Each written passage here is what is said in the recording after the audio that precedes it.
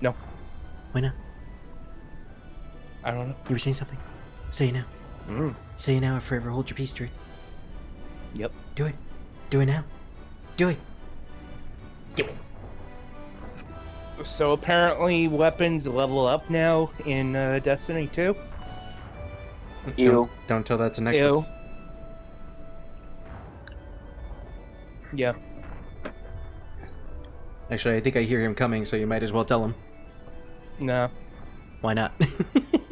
It's for the best, I know. Pansy. Alright, I'm gonna put on the stream. Can you guys hear the audio? You're not streaming. I mean, I'm screen sharing. No, you're not. Yes, I am. I am now. No, you're not. Yes, I am now. You can't gaslight me. I am screen sharing. Going on in the Discord. I'm screen sharing. Dude, do you see it? Because I don't. What am I looking at? Am I screen sharing, Is it- Druid? Yes. Okay. Then why don't I see it? I don't know. There's probably something wrong with your Discord right now. Yep. Oh no, I made him leave. No! How could this happen to me? Mm. I made my mistake. This is why you don't drag me into call. It's because it messes up my Discord. Okay, fine. Well, I will not be dragging you to any other channel then. So now are you able to see it? Yes. Okay. Audio is working, right? Yes. Okay, good. And Druid is still giant. Nah. Ming! Okay, I think we're good now. Yeah. Alright. All So... our models, right? Your models? Yeah, everything is Yeah. there. Let me just there's Spirit, there's Hydra, there's Nexus, who's comatose, and there's Druid. And then there's tiny Druids all the way to the left. I forgot about those. Why are they still there? Hey, you want to know something funny? What is it? Shadow likes Latinas, right? Yes, he does. He likes Rouge. Druid, we've been over this the other day. Max told us that Rouge was supposed to be based off of Latinas. Yeah, that's literally what it is. I just got something Yes. now from it. Yeah. I've been eating since day one, Sonic. Mm-hmm. And guess what? I also like pink hedgehogs too, so I get the best of all worlds. I don't think Amy's a hedgehog. Yeah, she is. She is. Is she? Amy Rose, she's a Yeah. hedgehog. She's the same race yeah. as Sonic. I didn't know that. Yeah. I mean, to be fair, her hair kind of makes her look like an echidna, which is what I used to think when I was a kid. Nah, she's a hedgehog. But no, yeah, she's a hedgehog. Yeah. It also is a little confusing because her last name is Rose, as opposed to everyone else whose last name is their race or species. Well, her hair is supposed to be like thorns, so Every rose has their thorns. Well, her original name in the classic days was Rosie the Rascal. Mm-hmm. Because she was a little rascal. Although she wasn't really a rascal personality-wise, she was kind of just girl. Yeah. A girl who can do fortune-telling. Mm-hmm. Who was also confused for Princess Sally in one of the manuals for some reason. Mm. Don't know why. Anyways, we're playing Tactics today. So you might be wondering why I'm in a random battle with Agrius and Hydra, who is currently a ninja. Well, that's because during my grinding session that I was doing the other day, I ran into an interesting predicament. So I wanted to do some grinding with Hydra in order to increase his... Fun fact, we were playing 14 before. Yes, we were playing a lot of 14, but in between those sessions, I've been playing a lot of Tactics and SMT 1 to do grinding. Consequently, I wanted to do grinding with Hydra. He has the chakra ability on him. And so in order to do any sort of grinding whatsoever, outside of using fundamentals and focus, I need to have him take damage and then use chakra to heal himself. So what would have been the best way to deal damage to him? Well, obviously, to use Agrius motherfucking Oaks. God damn it, I knew it. I knew this was where you were gonna go with it. It always leads to you getting hurt by Agrius. Thankfully, my grinding actually led to a situation where Hydra unfortunately died. Yeah, because you hit me too much with Argus. Yes. Thankfully, you know, just a simple sacrifice, and that's fine. You know, you died at the end of the battle, but that's okay. Agrius won at the end of the day, so congratulations, everybody. And Hydra grinded, so good for him. This isn't actually what we're going to be doing, though. I need to reset everything. I need to reset the save file because if I continue this load, it will cause glitches because I was using save states. So let's actually load my game and see how much time I actually invested in Final Fantasy Tactics. So if we look here, I think we stopped at the 77th hour. And if we go down to my save file that I have made the other day, we are now at 97 hours. Congratulations, everybody. We did it. Why is Ramza a bard? So I did a lot of grinding. I got Ramza some bard abilities just because. It's going to be explained later. I managed to get the designated classes and abilities for pretty much almost everyone except for Paladon. So Elliot is now a squire with Bard Song, Auto Potion. He's able to equip a gun, and he got the Move 3 ability from Bard. Gecko Moments, I decided to go with the Mimic, not knowing that I would not only be able to not use equipment, but I would also not be able to use any sort of abilities outside of Mimic. So they are literally random. It's the perfect class for them. Lightning didn't really change all that much, but I did do a tiny bit of grinding for levels. They now have the Ninja Blade, so that's good. I got a lot of special armor from the outfitters here and there because I had some extra gil to spend. So the Celebrants, Mitters, and Jujutsu Gi are pretty much new for everybody. Samka, I have now... Gucci? Did I say Gucci?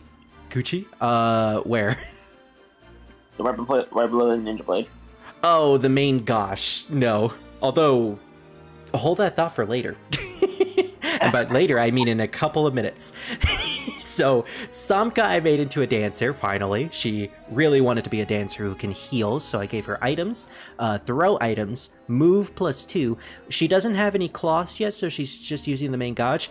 And I figured that Sticky Finger would be the perfect ability for her. I don't know why. Just you know. We have, you know, Alicia and Lad. We're not really going to be using them. Druid didn't really change all that much. I'm going to have to switch Speechcraft off of him because I was doing a lot of monster grinding. Hydra here is where it's at, though. As you can see, I did a lot of grinding with him to the point where we finally got him to Dark Knight. He has... Yeah. Fear me, I have diamond helms and diamond armor and platinum sword, but of course, not as powerful as Agrius, who has the way better gear. Anyways, for Hydra, I decided to give... blinged out. Yours blinged out with the armor that we can get at this point from stores. So, I need to change his abilities real quick because I was grinding him. His secondary ability, what do you want to put on him? I don't know. I mean, it's your character. Didn't you think about this? You know, your secondary ability? I always thought about what's going on in Dark Knight. Yeah, but you need something extra just in case. You know, what if you're a Dark Knight and you're thrown out into the field and, oh no, you got hit by a magic attack? With your 69 faith. Nice, by the way. Hold on. Slow down. So many choices. No, just because I like the idea of it, throw. I want to throw. Throw. I throw a book at you. And obviously, we need to get rid of. Oh, wait, is that not what I think? Is that not what I was thinking of? Where I can just throw people? No, unfortunately, you can only throw items. Oh damn! I thought I could throw people. A yeeting samurai, or a yeeting Dark Knight, that would be awesome. No, unfortunately. Do you want to change it, or...? Yeah, let's change that. I thought it was on people. Well, I mean, I did have martial arts on him previously for Chakra and Revive, so... We also have fundamentals for focus and throw stone. Oh. What the fuck? Yeah, it's Discord derping. Somebody. Oh, everybody left again? Yeah, it's Discord derping out. Okay, yeah, Discord has been a real big issue today, so I guess we're just gonna have to deal with it for the stream. Specifically towards me for some reason. Yeah, I don't know why. My connection's fine. I don't know why. And my screen share is still up too. This is what I say about Discord. Oh, hi, thanks for checking in. I'm still a piece of garbage. Nothing. That's what I think of Discord right now.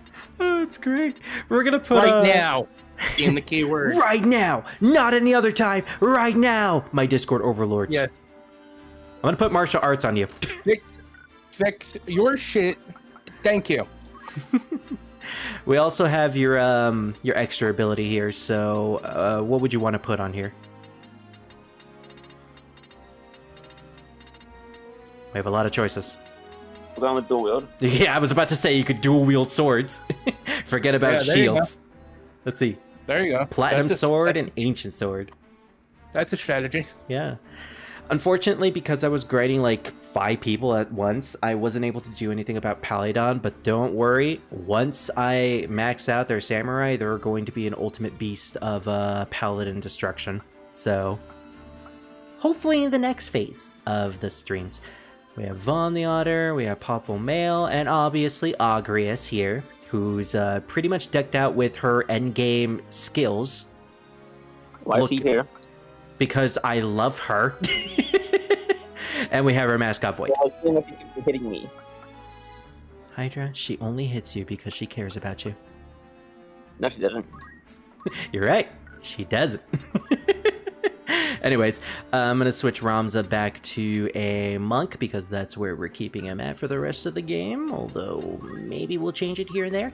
And instead of metal, we'll be giving him Bard Song because I found a pretty neat strategy with Bard Song. But we'll do that later. Also, I did a lot of poaching, which I will show off in a minute.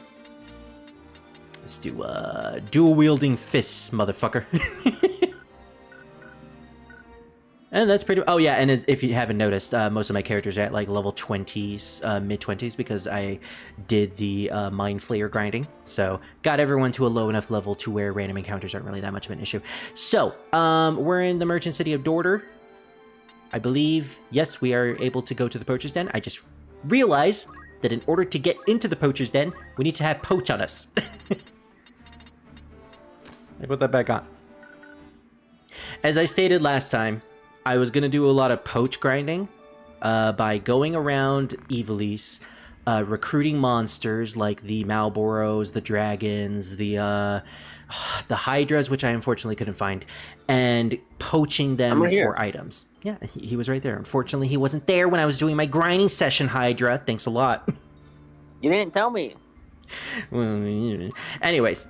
We have a lot of stuff that we can buy now because I poached a lot of monsters, including, and not limited to, goblins, dragons, specifically all 3 versions of the dragons, the normal dragon, red dragon, and blue dragon, the Malboro, the eyes, specifically the, what is it called? The plague whore. And I think that's really it, because everything else I just got via random. Unfortunately, we can't find behemoths or other hydras in the wild at the moment. That's not until chapter 4. But we did manage to get a decent amount of stuff, like the Yagyu Dark Root, some high ethers. Every single monster you kill, you get at least 1 piece of these types of things. So apparently we killed 7 things to get 7 potions. Most of this stuff isn't really important, except for the sortilege, however you pronounce that, that's French. What is that? It is a female-only accessory. When you equip it, it gives you automatic and permanent protect and shell. So you got that specifically for Argus. Agrius and other people. So the sortilege is fantastic. And another thing I got was the Zwil Straight Blade, which will be great for our ninjas. The Cashmere, which can be great for dancers. That's the dancer item. And also specifically, the Hydra Scale Bag, which we got from poaching a dragon. So unfortunately, I'm sorry guys, it finally happened. Hydra has now been murdered by Agarius. She poached him and turned him into a cashmere bag, so... No, I've been turned into Gucci. Rest in peace, Hydra. So for the rest of the stream, unfortunately, Hydra will now be turned into a cashmere bag. Congratulations, Hydra. Welcome to the bag land. You are now a bag. You are now just a bag. So for the rest of the stream and for the rest of Final Fantasy Tactics, Hydra will just be a bag right next to us. No, I'm a bag. You're a scale bag. Congratulations. I have a full picture of that, by the way, if you want to see it later. Why did you turn me into a bag? Because it was funny. Actually, I can show it to you right now. Look, it's Cashmere Hydra. Hey, it's better than you being in a wheelchair. How is this better? I'm not even alive at this point. Well, you're still talking to us, aren't you? Because my anger and hate possess the bag. Oh, so you're a yokai now. Congratulations, Hydra. Should we buy the Hydra scale bag, or should we just leave him in the poacher's shop for all eternity? Fucker. Agrius can equip you, and then she can hit people with you. We're not doing that because that would remove her Holy Knight abilities. But we will... That's some serious stats right there, though. I know, right? We will see what the Hydra scale bag says. A handbag studded with the scales from a Hydra. Female only. I don't know, I think we're going to go with another sortilege because I don't have enough gil to get more stuff. By the way, a neat strategy you can do in this game. The poacher's shop technically keeps every single item that you sell. So if you sell an item to them, it's basically like renting the item. And then you'll be able to purchase it back with the same amount of gil. So if you're short on gil at the moment and you really want something from the poacher shop, just sell some things that you don't want to get rid of, and then later on when you have more gil, you can buy back the stuff. I'm not doing that right now because Hydra can just stay in the poacher shop. He's just nomming the person. By the way, another thing that I found out off screen, apparently, and I didn't even know about this from this playthrough or my first playthrough, if you press the select button on a location, it actually gives you lore about the area. Wait, you didn't know this? No, I didn't. I never pressed the select button. So, like, you get some lore stuff about, like, what the area is and the history behind it. This is very interesting. The Sage Weald. An ancient forest surrounded on all sides by mountains said to have once been home to a race of extinct Mughals. If we take Final Fantasy XII into account, that means the Mughal race in Ivalice has been completely extinct, and the only race left are the humans and pretty much all the monsters. So even the Viera are dead. What was the other place? I think it was right here. No, it was Balius Tor. The location where Balius, the first of Saint Ajor's disciples, was put to death by the Holy Eudorn Empire. That is some background lore that you would only get if you read the rumors from the from the tavern, which I think is really neat. Really fleshes out Ivalice as a world. So, anyways, before we continue with the plot, let's equip everyone with their new stuff. So, Agrius, because you're my favorite.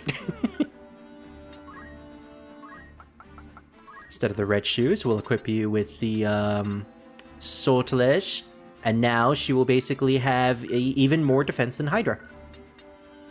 Sorry, Hydra, you can't equip perfume. You can't smell pretty.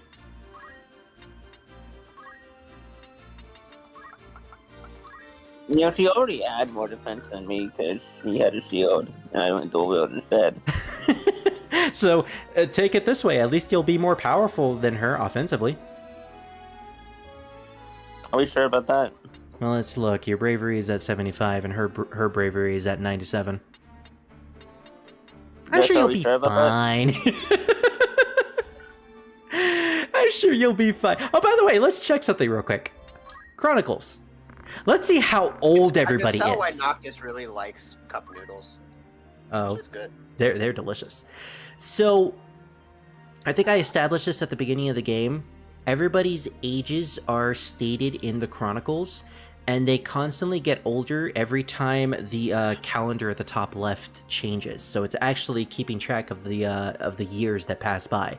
It's an in-game thing, not a plot thing. So these characters aren't actually aging at the same rate as the game, but it gives you the age of the characters dependent on how long you've been trekking through the game. So Ramza, who I believe is supposed to be like 16 or 17 at this point, Hydra?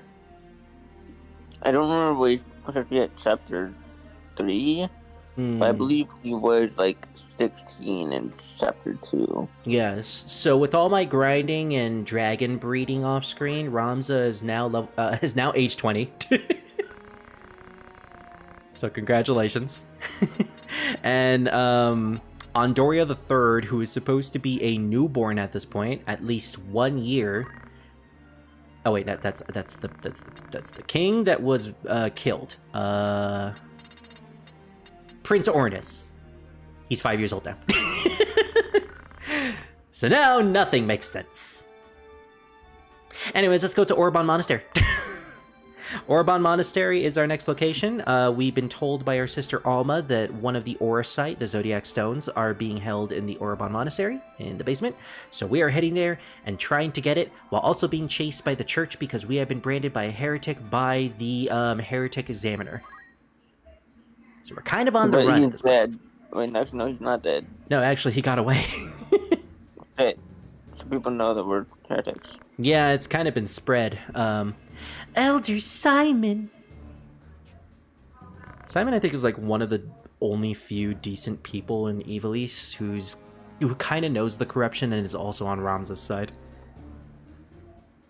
So it's unfortunate that he's kind of on death's door here, I believe. Lady Alma, what are you doing here? Never mind that. What happened here? You must leave this place at once, child. It's not safe. Yes, Alma, you should leave. Hydra, Agrius, everyone else who's OP, go in there. Hydra just cocks his gun. Wait, when did you get a gun, Hydra? When I got turned into a bag, I made a gun. And then Agrius just slaps the gun off of your hand. I can summon it back at will. Slaps it again. Damn it. She just always puts you in line. You know, I got telekinesis, bitch. Now you can't slap it out of my hand, because now I can throw it without my hand. Stomps on it. You know what?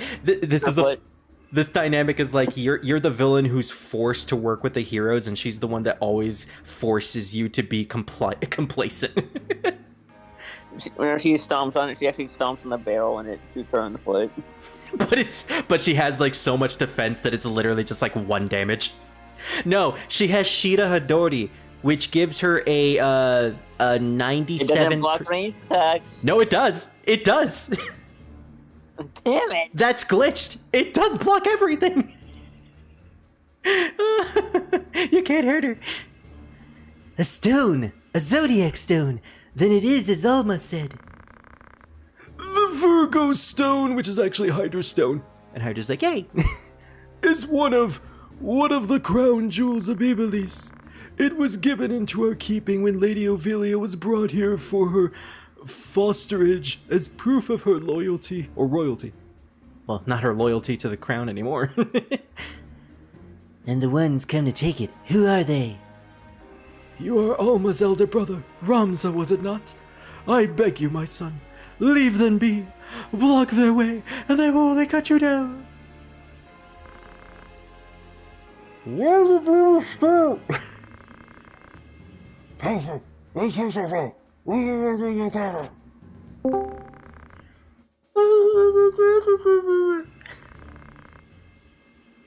joined? Oh, it's Gabe. Hello, Gabe. You get to listen to me doing weird voices. And apparently Wither also gets to hear me do weird voices too.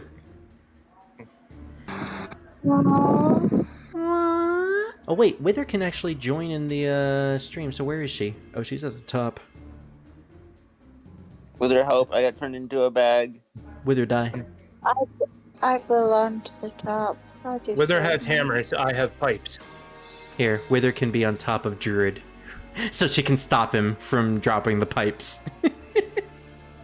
Nah, I'll let the old man do what he wants. Ooh. She called you old. Am I to assume the stones I now possess are the reason? Who are those men? Please, I must know. As he shakes Simon. Spirits is Yes, it is Final Fantasy. Okay, old man. Very well. High Confessor Marcel and his followers seek to restore the church to prominence. As a first step, they have set Dukes Lag and Goltana against one another to whittle down their military might. The longer the fighting lasts, the weaker the Dukes become, and the more the people lose their faith in the crown. And by gathering these stones and reviving the Zodiac Brave stories, what do they hope to gain from such a show? Well, it'll actually be quite an entertaining show. The support of the people, of course. Truly, the Cardinal used this stone to infuse himself with the strength of a Lucavi. Which I think Lucavi is like the term for demons in this universe. At least that's the implication that I always got. As such is the power of the Zodiac Stones. It is the power to rival that of any army. Is that strength not what the High Confessor seeks? You are unlike your brothers. You're actually smart. You actually question things. You may well have what is needed to put a stop to their ambitions. Meanwhile, while we're having this entire conversation, Hydra and Auguris are still in that, like, defiancy loop in the background. Wait here! I'm going after them. And I'm with you. We cannot leave Elder Simon here alone. Besides, I already de-equipped everything from you. You're kinda useless already. Very well. So mean. Yeah, especially to his sister. Wait, don't give her your balls. Not your balls. They're precious. What if somebody tries to steal your balls from your sister? I shall leave my balls with you, lest the worst befall me. If I fail to return, cast my balls into the Bugros Sea. Throw my balls into the water. They'll probably skip like stones. Bad. Ow. That's fair. Ow. That's fair. Ow. Why you say now? What you guys don't know is that Wither is hitting me with her balls. I mean, my balls. I mean, wait, Wither doesn't have any balls. I'm sorry. I thought you didn't you dingus. Plot. That's the perfect time for somebody to leave. Plot twist, they're Raven's balls. Okay, Spirit. Ow! I'm trapped. Oh, yikes. How I wish I'd been born a man like you, so I could actually carry my own balls instead of you having to give me yours. Don't be ridiculous. Who would I ever turn to give my balls if I didn't have my little... Okay, that's a terrible line. This joke has run its course, okay. Ramza, that's really bad. You should probably rephrase that. I will swallow your soul. Not my soul. Yes. Yes. I'm breaking this game in more ways than one. Me and No, me and you're breaking Argus- yourself. me and Argus stop fighting just to look at Ron like, wait, what the fuck you just say? Did he really just say that he wishes his sister had balls? And Hydra's like, I'm more confused about the fact that he said that he's glad that he has a sister so he could give her his balls. Anyways, who's our party gonna be? I worry. You should. You really should. Anyways, I want to do something Wait. really.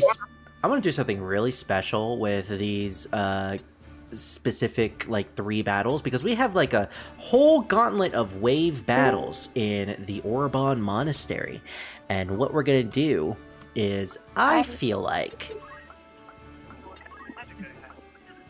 we're going to have Ramza and his merry band of dancing and singing troops. We're gonna have a boy band with 2 girls, and actually 3 girls. So instead of showing off Hydra and his stuff, we're gonna save him for the next battle, and instead just have these guys. I was told to guard Hey, look, My this balls. guard Alma and are the still Dozer. here. I was told to guard Ramza's balls. No one will touch Ramza's balls. I'm running away from this craziness. Goodbye. That's one way to do it, I guess. Yeah. Oh look, it's the army of purple dragoons. I actually really love the purple dragoon spray. It's a shame we can't actually use those. Hey, it's me. I remember I really like this character. Hold this passage until I return. Random time mage. By the way, nice hat. Agrius is just like at the front. It's like, I don't want to be anywhere near Ramza. We must put them to rout. They cannot be allowed to take their balls. This is just a precursor to Toho 14.5. They added another thing called jog, so your movement speed is increased if it ends upon entering battle, though. For 14? Yeah. Oh, right. Okay, so the way Mime works in this game, it's actually kind of interesting. Mime repeats the previous action of a character. So because Gecko Moments is so fast, and they're taking the first turn, they're actually not going to do anything. I'm actually kind of surprised that Agrius isn't faster than any of these Dragoons. Anyways, yeah, with a 3% hit rate from these guys, no one's going to touch her. I think What are you doing? they're trying to do something, but they can't do anything to Agrius. Oh, they're casting haste. That's actually kind of smart. That's probably not smart. Oh no, why are you getting closer? Anyways, I don't even need to protect those guys. That's a lot of shit. Oh yeah, I forgot. She's actually kind of weak at the moment against Dragoons. Or specifically, I think it's because of their armor. Hey, he has sticky fingers. I wonder. No. No. What do sticky fingers do? What does Sticky Fingers do? Yeah. Oh, that catches thrown items. Oh. I only just wanted to give that to Samka because it's Samka. No, I was asking because I didn't just have it. Wait, who has it? The Dragoon. The Dragoon. Oh, interesting. He has re-equip, steel... Oh, he has like diamond and platinum armor. Why do you have a wizard's robe? I don't know. Maybe, actually, we can look at it right now. If I, yeah, I can press select. Oh, what the heck? There's just a quest where you can get a Fantasia. The fuck? Good evasion. Yeah, they added that for Dondro. Interesting. Anyways, now that we've had Samka do her pretty dance, I and... still haven't even used the one that I got from beating a Realm Reborn. Because you like being a dragon. Yeah, even though I still feel like the dragon race is a bit underwhelming. It really is. I kind of wish that they were actual dragons instead of just people with scales. Anyways, we'll use Rousing Melody, and I think the similar dance with Samka. Basically, we're going to be using the speed buffs and debuffs on everybody. And with the Mime in our field, hopefully the Mime will be constantly mimicking everything that Samka, Elliot, and Ramza will be doing. Which means we have a... what is a trifecta? Well, what's a 4? Is that a quadruplet? It's quad, yeah. Yeah, we have a quadruplet of performers. Here with you live at the Orobon Monastery, we have Ramza and his merry band of bards and dancers. And while you're distracted by them, Agrius comes in to murder everybody. I really do like the mime class in this game design-wise, specifically the female, because she's dressed like a kitsune. She has a foxtail, she has a fox mask. It's actually quite fitting. Yeah, you're not human anymore. You've forgotten your humanity to mimic. No, seriously, that's not a human. You sure? Yeah. Also, I'm surprised she actually mimicked 2 things. She's apparently just that fast. Wait, she didn't even get a turn. Did she just automatically mimic that? I thought she was only supposed to mimic things when she gets to her turn.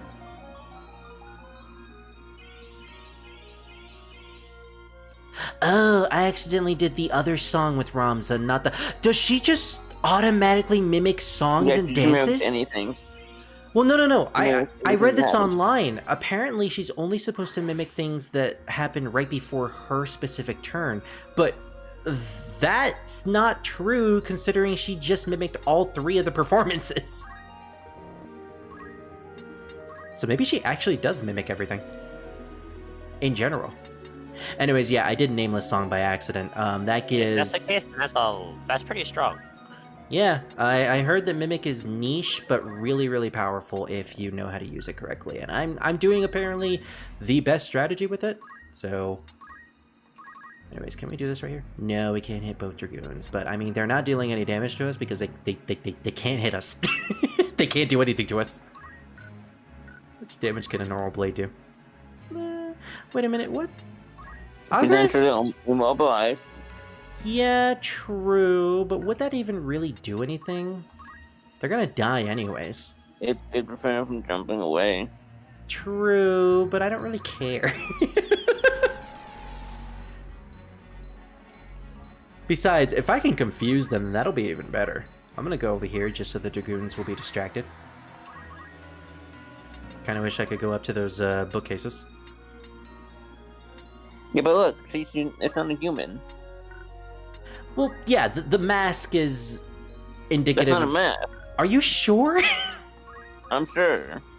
Okay, but it's also pretty funny that they can just transform back into a human by just going into another class. How do you explain that, Hydra? I don't know. Shapeshifter, probably. Not gonna lie, I specifically... Is the class called Mime or Mimic? It's Mime. If it was Mimic, then yeah, it would make more sense. I specifically went with Mime for Gecko moments, not only because it's the most random thing, but also it kind of fits their aesthetic. You know, the white mask over the face looks very much like their PNG tuber. And apparently, I'm really glad that I went with it, because she's just mimicking everything. Yeah, there's a 50% chance for songs and dances to miss, but considering they're constantly being used, I'm fine with that 50% chance. Again, I specifically wanted to do this just to show off the meme strat. And because Agrius has a combination of 97 bravery and Shida Hadori, which means that all enemies have a 3% chance to hit her and a 97% chance to miss. Alright, never mind. It is a human. It just uses actual fur for the fox mask. Okay, that's what I thought. But she does have a tail. Which also... What was that? You kind of cut out there. Which makes me wonder where she got the tail from. From all the poaching, of course. Or maybe Scar shed his fur, probably. Wait, who is something playing on right now? playing right now. Within a week, half our platoon. What? Oh, for some reason we heard like a random video in the background. Oh.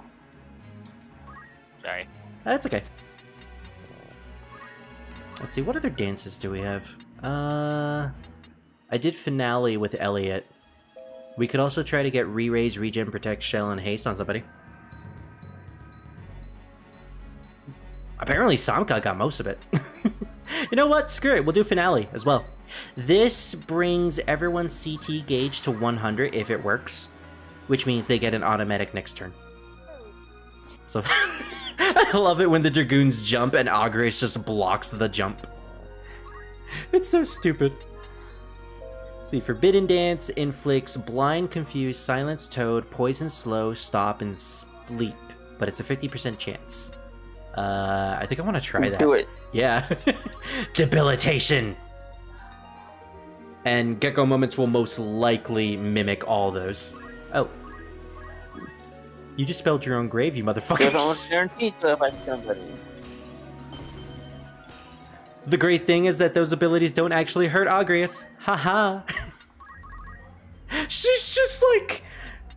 She's the wall. No one can get through her at the moment because they're too stupid and are distracted by her.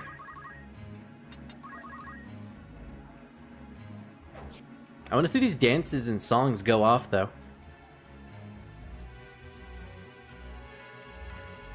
The problem here, unfortunately, is that we have a chemist. So at some point, I'm probably going to have Elliot go on the offense with his gun.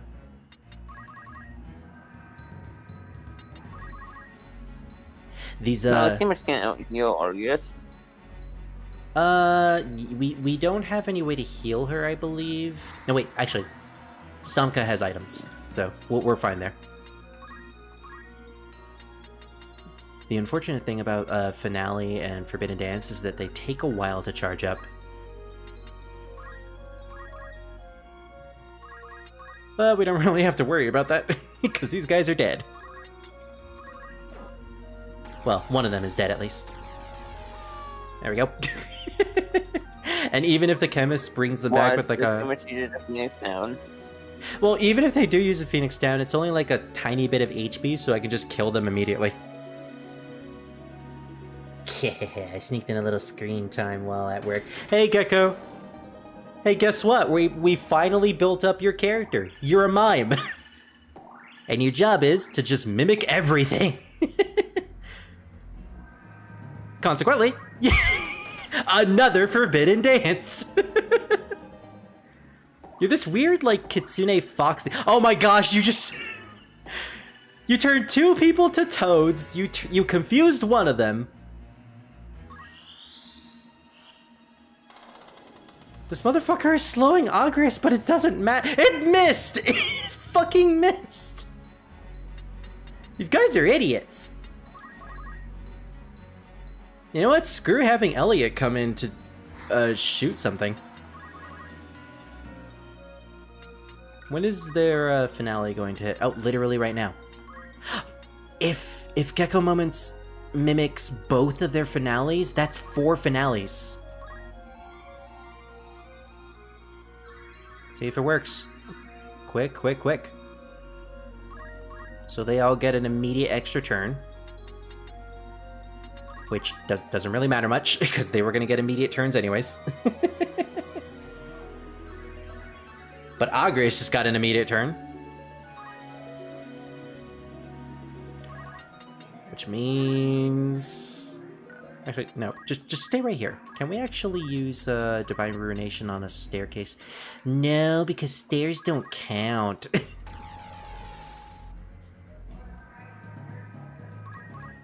Probably should have kept the confusion on them, but it doesn't really matter.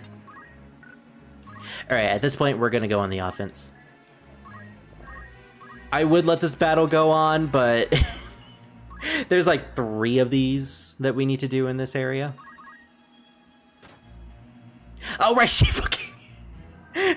Wait, Gecko, how did you pull out that gun? Where did you pull out that gun? Plot twist, it was her tail. Yeah, he has the power to weapon summoning. I guess so. I mean, she is a mimic after all. Well, mimicry is the best form of flattery. Also, this build sounds super silly. Oh, it is, yeah. Consequently, Mincing Minette, I believe, just does a tiny bit of damage on every single enemy, if it hits. Oh, look at that finale! So who's getting an immediate turn? Ramza is. Hey, you know what? Let's switch Ramza to a faster dance.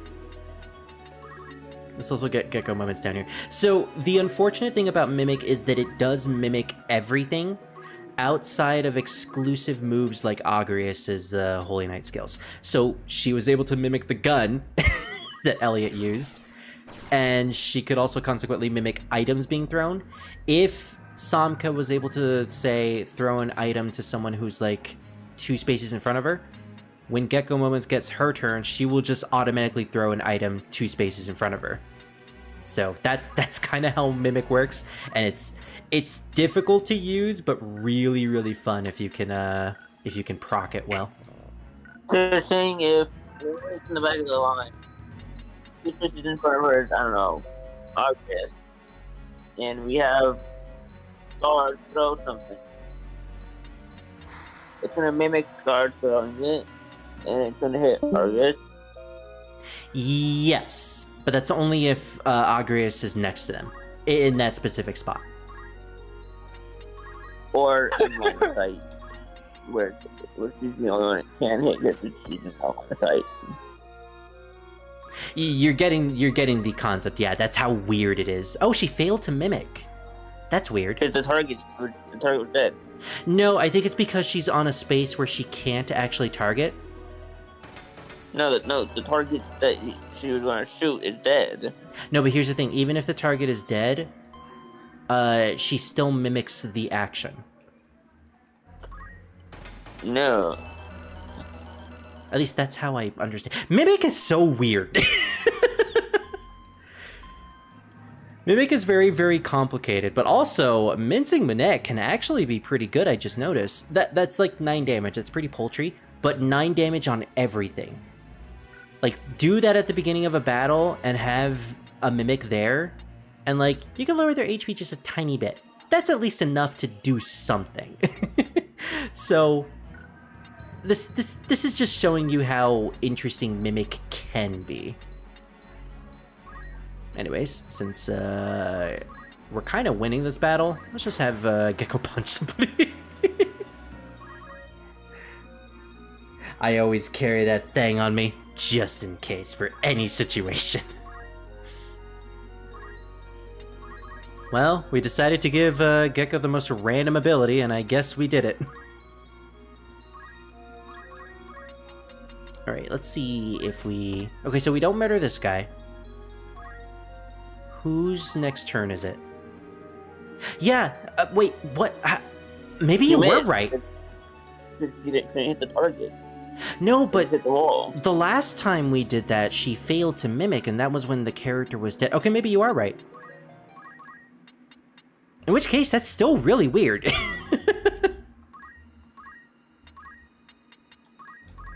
No, if we do that, Samka's gonna get hit.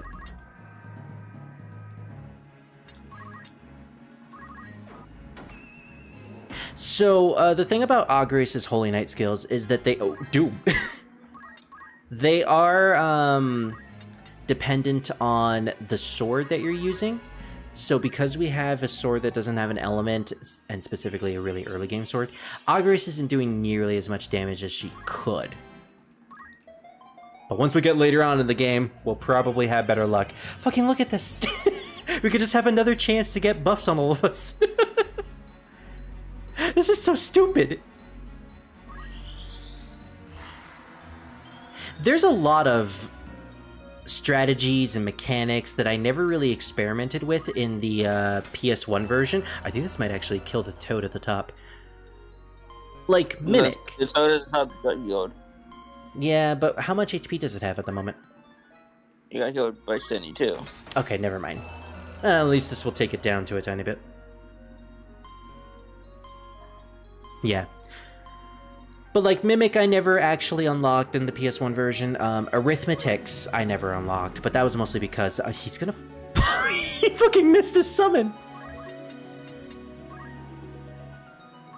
He was aiming at something, but that thing is no longer there, so. But no, I never used arithmetics because that was like apparently super, super busted, and I kind of don't want to use it now either. So I'm glad I'm actually experimenting in this playthrough. All right, let's do a rousing melody. Honestly, I could probably just like end the sing. What? What? Hog ties, dude. I could probably just stop doing the dancing and the singing and just go on the complete offense at this point. But it's funny to see all this like 9 hit, 10 hit.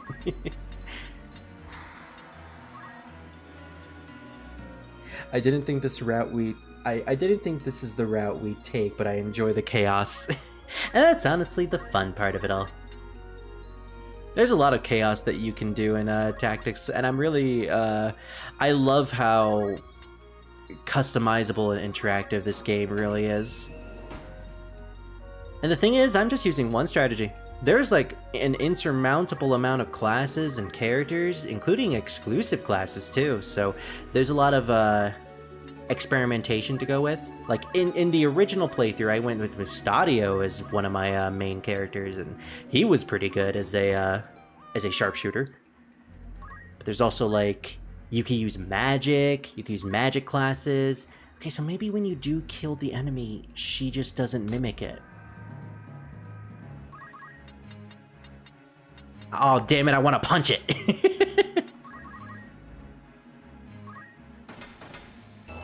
Well, we're still gonna hurt it anyways. Imagine we just kill him with the dances.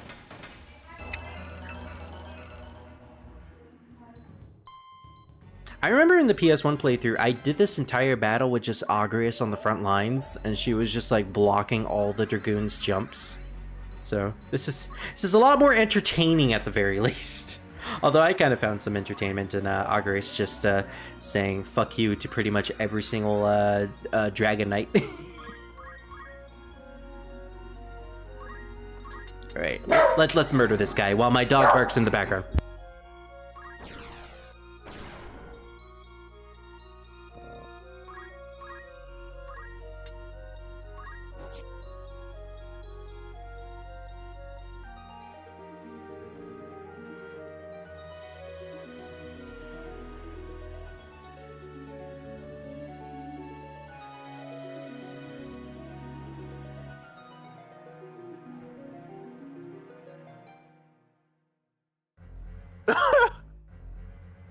Not gonna lie, I'm actually kind of surprised that that frog managed to block my hit, but okay. Then again, from my recent watch of Naruto, apparently frogs are very, very powerful. She just punches the air.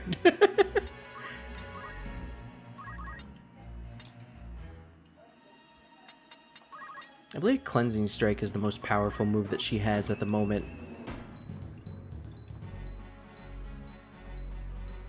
Death of 100 needles. Damn it, I want to punch it. Let me punch it. Will we actually be able to kill it with dance? This will be the most stupidest way to kill it.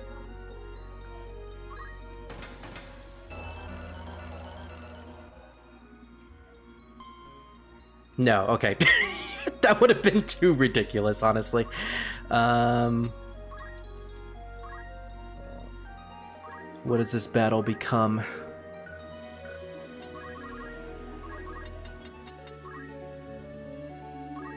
Hydra, I have to ask, you played this game before, right? No, You didn't play the entire thing? no, I was waiting for the remake. Oh, okay, that's fair. I'm curious though, in the remake, what builds will you be going for with characters? I am unsure. Ah, okay. Unfortunately, I don't think Dark Knight is going to be in the remake, sadly. To the lower votes, quickly! And you know what? Probably for the best, because I'm going to show it off in this next battle, but Dark Knight is pretty overpowered.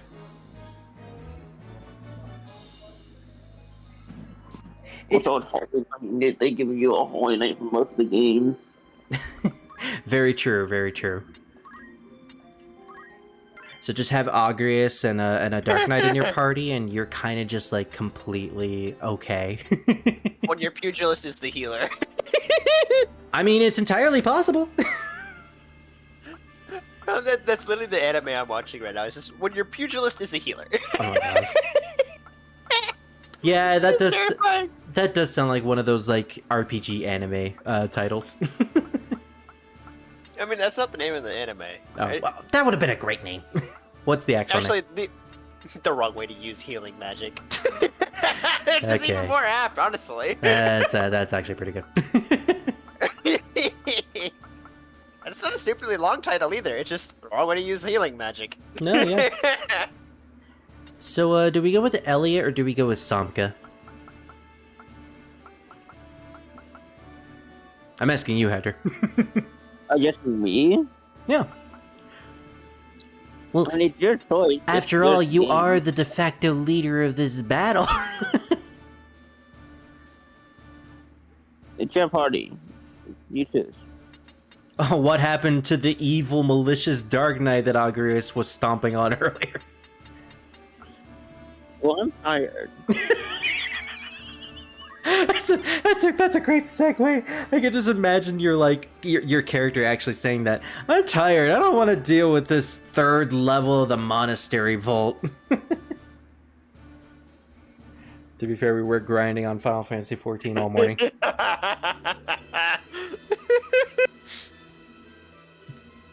When you describe someone, it's like, this person looks more like a life taker than a life saver. Why can't you be both? I mean, fair. I mean, sometimes you gotta take a life to save a life. This is it. Very true. Heretic, I shall have your balls you carry. Just replace all the mentions of stones with balls in this game, and it's literally just Toho 14.5. I shall wager our balls in battle. You will have an offer of mercy and not more. Lay down the balls you've taken, and you may flee with your lives. And with that, you signed your death warrant. I've no more need for your mercy than for you. If you want my balls, come and claim them. Is that a proclamation? Wink. Not gonna lie, I would probably go for Izlu's balls. I say that with context. Anyways. This character is legitimately just like the epitome of just how I see Cinder, like one of my characters. Oh, Cinder, your character, not Cinder Spyro. Yeah, no. Just an absolute fucking badass who's also absolutely fucking crazy, but at the same time it's fucking awesome. I love that. I love that. Like you can't help but not love them at the same time. It's just to be absolutely terrified simultaneously. Oh, I forgot you're also a dragoon? I thought he was an archer, not a dragoon. Well, that's a bit of a surprise. The healer punch isekai isn't that bad. Well, apparently not from how Nexus is enjoying it. Okay, so I want to destroy, well, here's the archers. I want to get to Izlu because if we kill Izlu, then we automatically end the battle. So we got to get there as fast as possible. Probably shouldn't have put Gecko in the front lines, but hey, you know, some sacrifices need to be made. You know, sacrifice yourself for the for the army. Long live the Empire. Hey, I thought we were fighting against the Empire. Well, things change, Ramza. Wonder if we could target this guy. Oh man, it's not one of those abilities. Big set. Oh wait, we can. Never mind. Wow, why did that do so much damage compared to the dragoons? Let's do I'm gonna do multiple. Wait, no, I was supposed to do the other song. I guess we'll have a chance of getting buffs. Yeah, this battle can be nasty if you. Ooh, speaking of, there goes our mime. Well, it's a good thing we gave Hydra the ability to revive. And just like that, the mime goes down. Yeah, sometimes battles can just end like that. Don't worry, team. I'll do it for the vine. I'll do it for the views. This'll totally get the clicks, everybody. Ooh, haste on Agrias. Actually, that's pretty nice. What the heck is he doing? He's not doing a jump anymore. Oh, wait a minute. Can we not actually use the, Hold on. Can we actually not revive them because they're on a slope? Oh, please tell me. Please tell me that's not the case. Oh, thank gosh. You know what? I was playing this entire battle in my mind for like the last 3 seconds. I was like, we're gonna have to sacrifice Gecko, aren't we? We're literally gonna have to sacrifice them. They only got one battle as a mime. And immediately die. Wait, oh, you could just... what sense would that make? Thank you, Ramza, for reviving me, and for your token, I shall revive you. That I'm not dead. Still. Actually, what the fuck? Why does Abysmal Blade do 48 damage, whereas Crushing Blow does 126 damage? Is it fractional? Sacrifice own HP to deal damage to others with the nearest unit suffering. Maybe it's because you have low HP, and the higher your HP, the more damage you deal. You know it's bad when people say, you're gonna have to look up to see hell. That's bad. Eesh. Oh yeah, I forgot how awesome the Dark Knight skills are. Wait, no, what are you doing? Don't you freaking... Thank you, Ramza, for reviving me. And for your token, I shall also inflict instant murder. You're a danger. You're a danger to us. I don't want to shoot because she might accidentally shoot Ramza. I think that's why. I think this anime is the reason why I made Nexus a fucking white mage, just because it's fucking funny. Did you watch the anime before? Yeah, I'm rewatching it. Oh, okay. I remember this anime is funny as fuck. It's okay, everybody. If we can just murder Islud as fast as possible, we won't have to worry about Gecko Moments murdering our entire party. He doesn't have that much HP, thankfully. Also, I think this might be one of those battles where we just need to take him to low health or something. Yeah, it's just one of those battles. Everyone just looking at him, even the archers from the back. Did get the clicks. Blah. They always go for the mime. They know how strong you are. I will not be bested by this heretic and their random fox girl. But nor will I risk death for honor here. Delivering my balls is of far greater import. Know this, Ramza. The day of our next meet will be your last. And we also didn't get any exclusive dialogue between Ramza and Islud. What is the PSP version just bugged for some reason? Because I haven't gotten any of the exclusive dialogue outside of a bit with Maluda and Agrias to Gafgarian. And a bit with Gafgarian and Ramza. I didn't get any of Argus calling the peasants sons of whores. I didn't get Ramza and Islud talking about their political beliefs as well as their religious beliefs. Like, what happened to all the really interesting in-battle dialogue from the PS1 version? I really hope the remake adds it. Anyways, we got yet another battle. Honestly, I don't really need to change. Actually, this battle can be quite tricky if I'm not careful. So I think I know what party I'm gonna go with.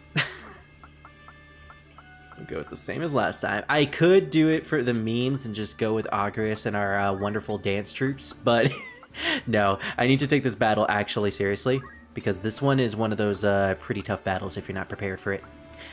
So we're gonna have Gecko Moments and no, I'm sorry, not Gecko Moments. We're gonna have Elliot. I don't. If I bring you here, you're gonna murder us.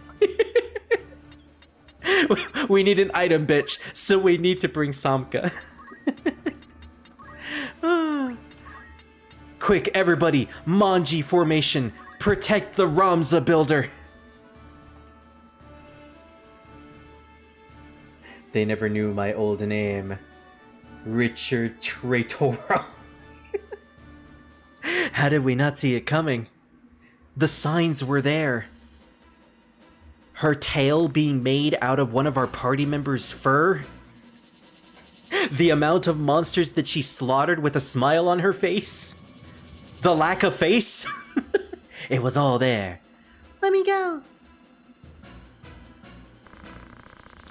There he is. This kind of came out of left field in the PS1 version, so I'm kind of glad the PSP War of the Lions version actually added a cutscene where they showed Vigraf actually joining the Templar Knights. Oh right, what voice did we give Vigraf? Haha! Islode, I will secure the monastery! Take the girl and go! It's been a while. Come on, no need to struggle. Please, let's just get out of here. I don't want to hear that voice anymore. Ramza, help me! Okay, but we're calls. I'll catch you later. No worries, Gecko. You have a good day. So, Ramza Beowulf is here! Do not be deceived by his youth! He is a worthy foe! Guard yourself well for the battle! Haha! Watch and we don't get any exclusive dialogue between Vigraf and Ramza. Despite the fact that we're supposed to. Yeah, this battle could be tricky. It's Vigraf, who is a holy knight, along with like an army of archers and knights, and I think a black mage, so I remember having a lot of trouble in this battle in the PS1 version.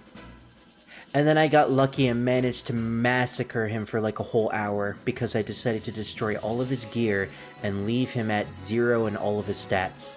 That was fun. Melona, you will soon be avenged! Oh, he's a white knight. I'm sorry. Oh, excuse me. What a white knight you are. Despite being called a white knight, he has all the abilities of Agrius. Agrius and Delita, so he's basically a makeshift holy knight.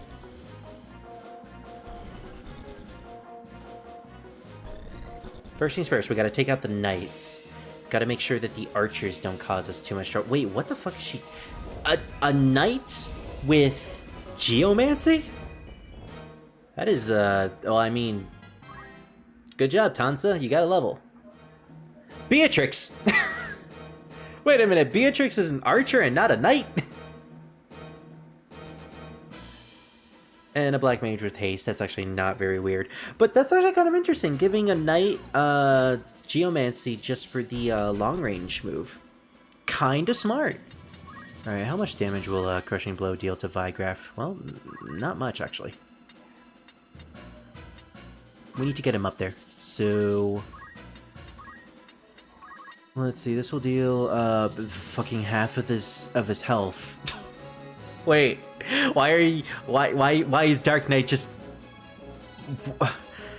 Okay, now I see why this isn't gonna be in the remaster. Dark Knight is overpowered. To be fair, it better be with the amount of grinding I had to do. Months, I say. Months! And, Agrius will deal, 96... Well, I'm sorry, Hydra, you're gonna have to take one for the team! Thank you, Hydra. No, wait! Hydra's confused! Hydra, I swear to fucking God, if you murder us... Vigraf, you live! Also, Hydra, please, stop being confused! I really hope he doesn't murder us. He's a Dark Knight. He's overpowered. We have to kill Vigraf fast. Screw buffing and debuffing. Elliot, get the gun ready. I have left for this, Ramza. How long has it been since last we met? About like 4 months. I was kind of on a leave, you know, kind of depressed for the last month or so. Kind of had to had a sick leave. No, not meta time. Then you were a warrior. Who fought to make your dream reality. Now you are only a thrall of the church. What troubled sleep have you known to speak of my dreams? No matter how sweet, a dream left unrealized must fade into day. Only with power can dreams be made real. I say the truth of it now. What good dreams without power? Meanwhile, as he's just having this whole conversation, Hydra is just dancing right in front of him. Hydra comes in. I'ma do the steppy step. No, Vigraf is like, no, Hydra, no. You think me a thrall? So be it. Your envenomed words succor me. What about me suckering you? For when at last you yield, at your must, their poison will consume you. Yeah, okay, whatever. Will Ramza actually get the final blow? Okay. Fucking fuckers! Does that actually win the battle? Oh my gosh, it actually wins the battle. Take that, Vigraf. This isn't gonna be the first time we get you on your knees, although it will be the only time you'll be on your knees in front of 3 powerhouses. Oh no, they're all pulling their cocks out, including Agrius. I named mine Excalibur. I named mine Save the Queen. I named mine the Chaos Blade. Guess which one is which? And the archer in the back just hiding behind the stalls is like, oh no, they're about to take Vigraf.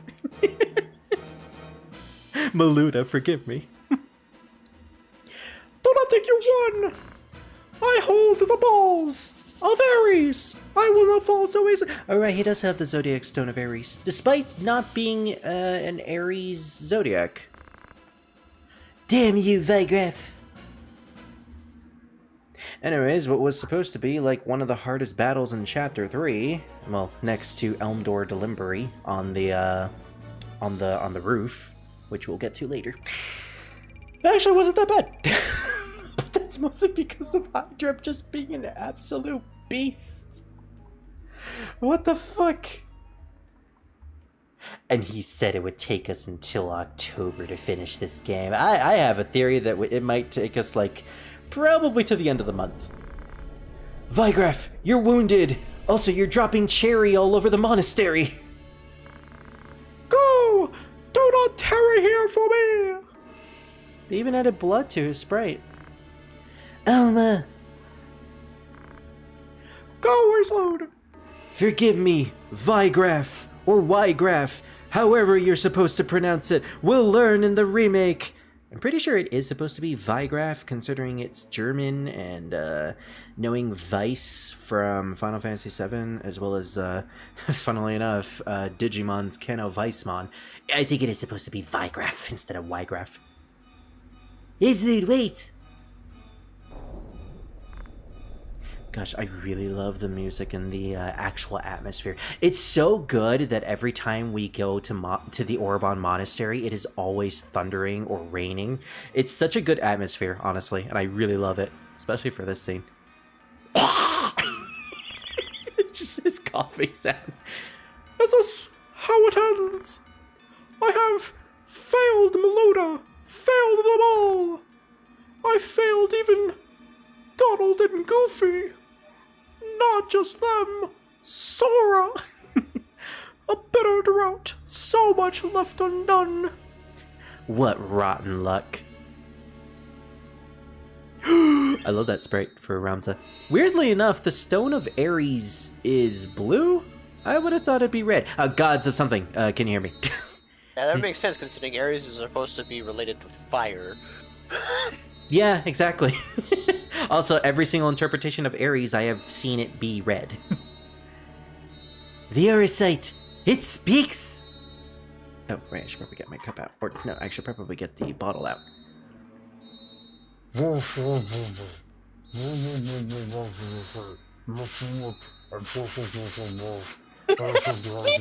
Sing armor with her hand. Yo, that is not okay. What does she do with her hand? She grabbed the man's wrist and is bending the fucking armor on his arm with her hand. Now that's powerful. Yeah. This is the stone's great secret. Oh gosh, that noise is even worse in the PSP version.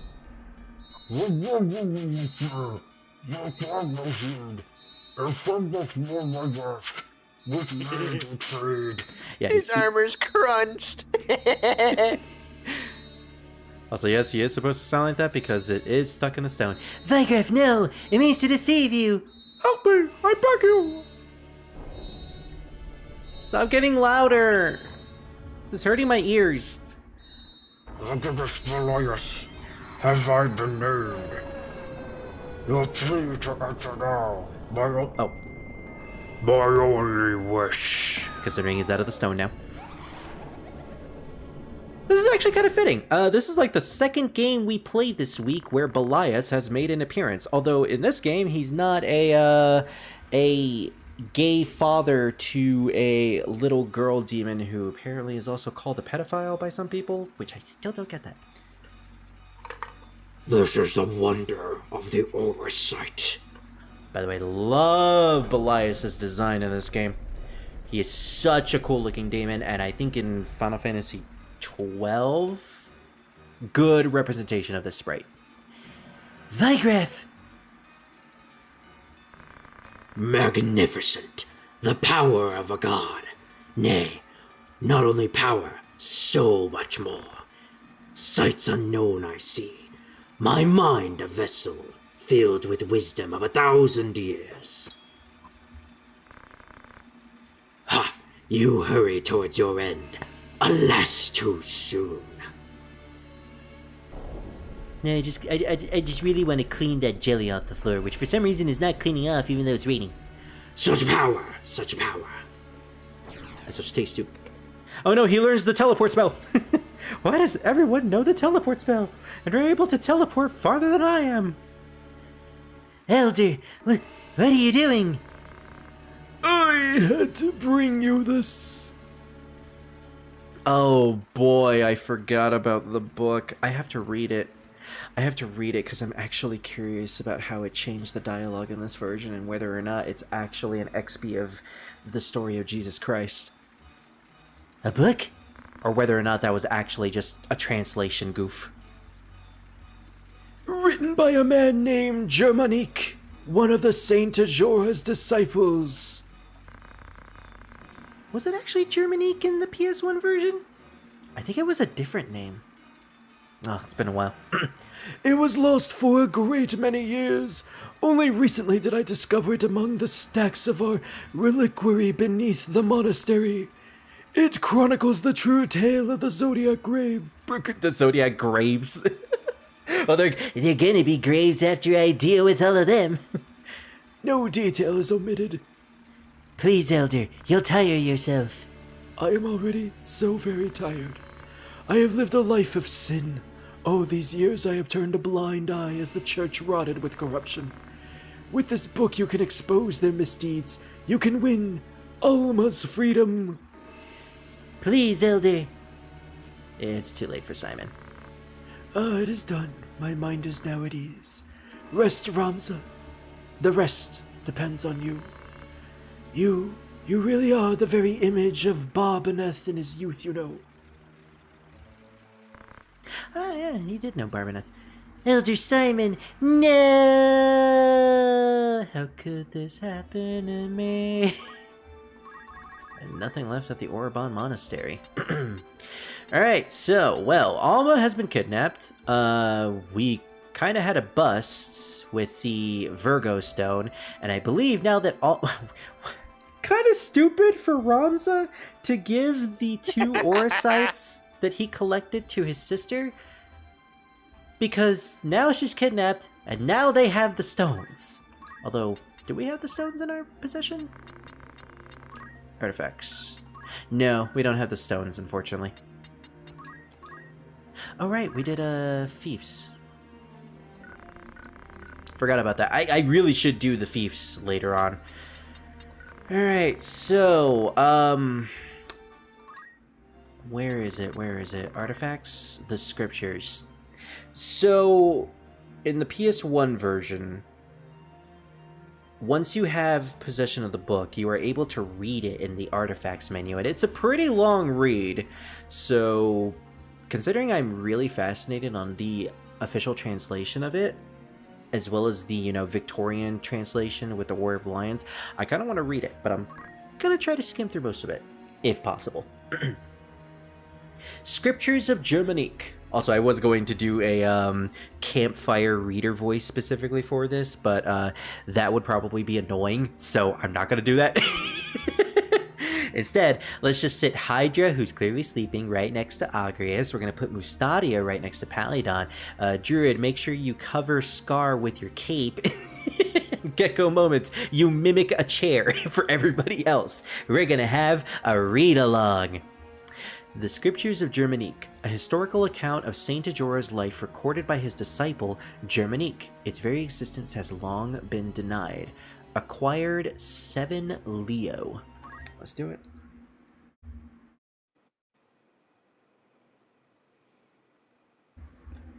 Alright. Time for a spirit read-along. I opened the scripture of Germanique, entrusted to me by Elder Simon, and began to leaf through the pages. Ah, a nice use of Ramza's theme, which I can't wait until I get to that raid in Final Fantasy XIV where I hear this song all the time.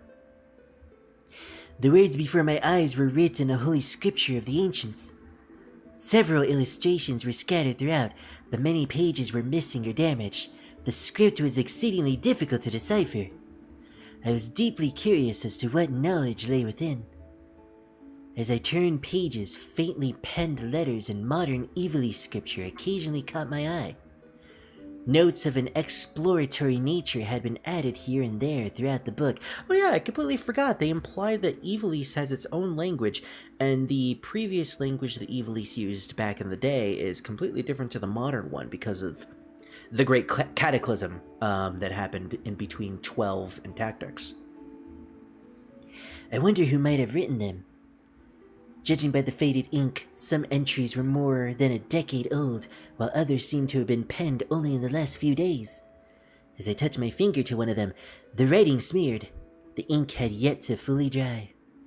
Every note was written in the same hand, Elder Simon's. I suddenly realized he must have devoted a significant portion to his life to deciphering these scriptures, line by painstaking line. I relied heavily on his fragmentary notes as I continued reading. Apparently, the Holy Scripture had been recorded by Germanique, a disciple of Saint Ajora. Germanique. That name struck a familiar chord. Half-forgotten history lessons rose unbidden in my mind.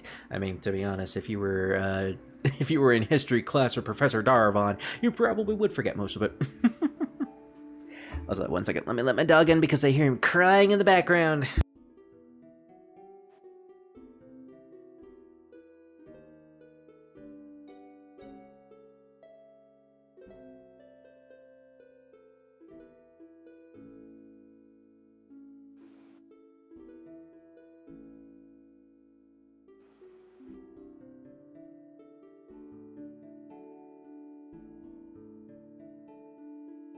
He only came in here just to see if there was any food, but he's gonna be sorely disappointed.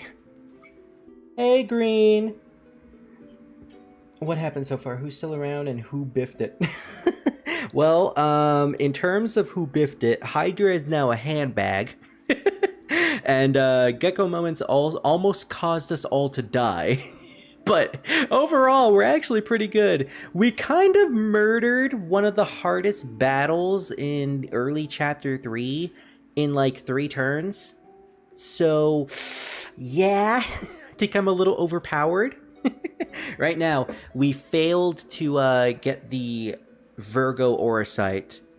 Our sister has been kidnapped by the villains who are basically manipulating the strings behind the church and the two factions in the political field of Ivalice, both dukes specifically. So, and now we've gotten a holy scripture of what is known as the legend of Saint Ajora from the perspective of one of their disciples named Germanique. It is a very imperative scripture that details the overall religion of the world of Ivalice, or at the very least Tactics' Ivalice. So this is actually one of the most poignant parts of Tactics' story, and kind of the big page turner that explains not only why the Lucavi, aka demons, are now a thing in the story, but also gives context to pretty much everything that has happened. So, we literally just started reading the scriptures, though. So, Ramza is pretty much just narrating us. Have forgotten history lessons. And then I remembered. Germanique was the disciple who had betrayed his master, turning him over to the Holy Vidoran Empire. I was astounded that a librum penned by the same Germanique from my history lessons now rested in my very hands. I could hardly contain myself as I turned the pages. And then I was assaulted by a shock far greater than the realization that I held a priceless historical artifact. Originally, I had thought the book to be no more than a collection of Saint Ajora's teachings, as recorded by Germanique. How unprepared I was to learn what truly contained. This tome served as an account of Saint Ajora's life. The Saint Ajora described within was a considerably different nature than the man about whom we had been taught. Had I always known that Saint Ajora was no ordinary... I had always known that Saint Ajora was no ordinary mortal. My faith in the Church of Glabados was not as profoundly complete as that of my lord brother Zalbag. Yet I did believe that Saint Ajora was a child of the gods, descended from the heavens to deliver humanity from its self-inflicted chaos. Or should I say, I had believed. Yeah, before all this mess. So, what I'm getting at is the PS1 translation actually was pretty accurate in the in the Jesus XP. So Saint Ajora is supposed to be an XP of Jesus Christ, whilst Germanique, who was a disciple who betrayed Saint Ajora, is basically the Judas. All I had thought immutable was shattered upon reading the scriptures, though. Saint Ajora's birth came in the midst of a golden age of technology, when airships yet plied the skies. He was born in Lazalia, in the city of Bervenia. Bervenia? I'm trying to remember if that's a city in 12, but I don't think so. Moments after his birth, he rose to his feet and approached a well. Upon reaching its base, words of prophecy poured forth from his infant lips. A calamity shall soon befall this well. Seal it up at once, and none may drink from it. Some days later, the Black Death... Oh, I'm being called. 1 second.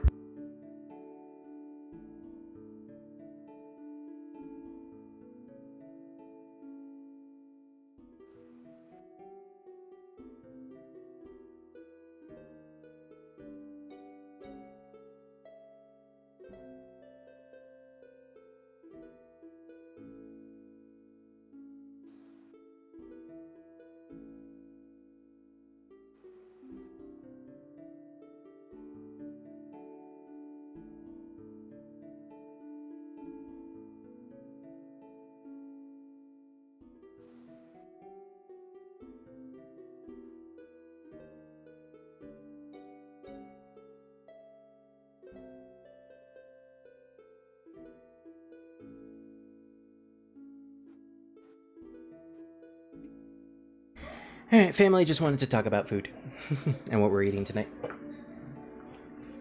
So we're reading Judas's accounts. Basically, yes. And it's going to be very interesting from what I remember. Some days later, the Black Death visited the town of Bervenia, and all those who drank the well's tainted water succumbed to the plague and perished. Only those families who heeded the prophetic words of Saint Ajura were spared from death and malady. Or malady? I think that's how you're supposed to pronounce it. After the incident with the well, the people came to revere Saint Ajura as a portent of miracle and child of the gods. But it was not until he reached the age of 20 that Saint Ajura would become the savior of Ivalice and take his place among the gods in paradise. Ivalice was not always united as it is today. Long ago, the realm was divided into 7 kingdoms: Fovelham, Lionel, Limbury, Lazalia, Gallione, Zeltenia, and Moland. A lot of names. Each warred with the others in a never-ending struggle to expand its own territory. If I remember correctly, most of these are still around. We visited Lionel, Lazalia, I believe, as well, Zeltenia. We did go to Gallione because I think that's to the south, and Limbury we've heard just due to the fact that there's an Elm Door to Limbury from there. This conflict had continued for centuries, until an ambitious young king rose to power in Milan. This young monarch dreamt of uniting all of Ivalice under his hand, but the road to victory was a difficult and dangerous one. The king turned to ancient tomes and dark magics found within, summoning a demon from the netherworld to do his bidding. But once unleashed, the demon slew the king and set out to destroy the very world itself. To combat this monstrosity, a great hero set out on a quest. Together with his 12 disciples, he collected the Zodiac Stones that had been scattered throughout the world, the 7 Chaos Emeralds, and the Zodiac Braves were born again. The Zodiac Braves soon defeated the creature's minions and banished the demon back into its infernal plane, for this becoming known as the savior of our world.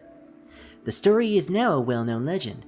The Zodiac Braves have since appeared whenever the world balanced on the brink of catastrophe, only to vanish just as quickly once the crisis had been averted. Similar catastrophe threatened the world in the time of Saint Ajura. The king of Limbury summoned a demon in hopes of seizing control of all of Ivalice, and once again plunged the world into chaos. Chaos! And then Jack springs forth as one of the Zodiac Braves and destroys it. And just as in the legend, Saint Ajura collected the 12 Zodiac Stones, and once again the Zodiac Braves rose to defeat the marauding demon. You know, I kind of have this headcanon that Ramza is just like, I mentioned this earlier, but like all of the party members that we have in our team are just sitting on a campfire and he's just reading all this out loud. That's actually kind of funny. And Hydra's just sleeping. However, the sovereigns of any age have small tolerance for the interference of well-meaning heroes. Fearing the charismatic saint's growing influence, the Holy Edoran Empire dispatched soldiers to capture him and his devoted followers. Pharaohism was the prevalent religion in that day. Pharaohism? And its priests feared Ajora's growing influence. Ultimately, Germanique, hey Max, we're reading lore. Yeah, sorry I was a while. Had to get a shower. It's Friday, you know. Hey, no worries. It did give us the opportunity to have Hydra fall asleep. You say that as if it's information that I needed to know. Maybe. It's like, hey, Max, nothing important. Just one of the stream, the people in the stream. They got EP. He dead. All right. Let's continue. He's dead. He's dead to the world. Pharaohism was the prevalent religion in that day, and it's the priest that feared Saint Ajora's growing influence. Ultimately, Germanique, the 13th disciple, was tempted by sordid coin, offering vital information that led to his master's capture. The saint was executed upon the gallows of Golgolanda. That's how you pronounce it. The Golgolanda execution site was where we went to go save the fake Ovelia. Soon thereafter. But lest we forget, Saint Ajora was a child of the gods. The wrath of the heavens was swift and terrible. Immediately following the execution, Maland, the center of Ferris teachings, was visited by a terrible cataclysm and sank into the sea, Which I believe, bookmark that for a second. I believe that cataclysm is not the same as the 400-year-old cataclysm that happened in Ivalice, 400 years ago, which is what led to the extinction of a lot of beasts and furry races, including the destruction of pretty much every single civilization and technology that existed in the days of Final Fantasy XII Ivalice. So the world pretty much got fucked more than once, and we never actually find out what that cataclysm was. Yes? So you're telling me that the Final Fantasy games are actually connected? Even though they're supposed to take place in, like, separate universes? Some are connected, some aren't. Most aren't, actually.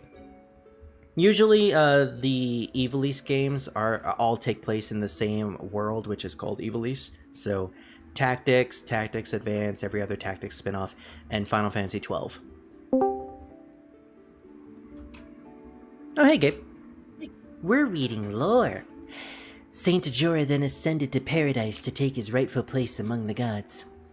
This was the legend with which I was familiar, the very same tale told to every child of Ivalice.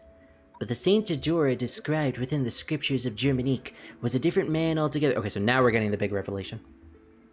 Ajora was no child of the gods. He was a mere mortal, no more divine than you or I. He was a revolutionary who fought to realize his own ambitions. He was no lover of peace, no hero who would sacrifice himself for the good of humanity. This is basically just us reading a scripture about what if Jesus Christ actually wasn't Jesus Christ. Germanique wrote of him. As the founder of a new religion with a rising number of followers, Ajora was seen as no more than a nuisance to the Empire. But Ajora was apparently more than just a religious founder. He was a saboteur who infiltrated enemy states to collect information and sow disorder. Ajora was a spy, dispatched to the Holy Yadoran Empire by a rival state. Whatever he claimed to be, it was fact that the Empire began to fear this upstart's growing influence. Germanique was employed to collect evidence that would allow the Empire to arrest Ajora as a spy. The 13th disciple was in reality no more than the Empire's instrument in a play to uncover Ajora's true intentions. It seems that Ajora indeed attempted to resemble, or reassemble specifically, the Zodiac Braves.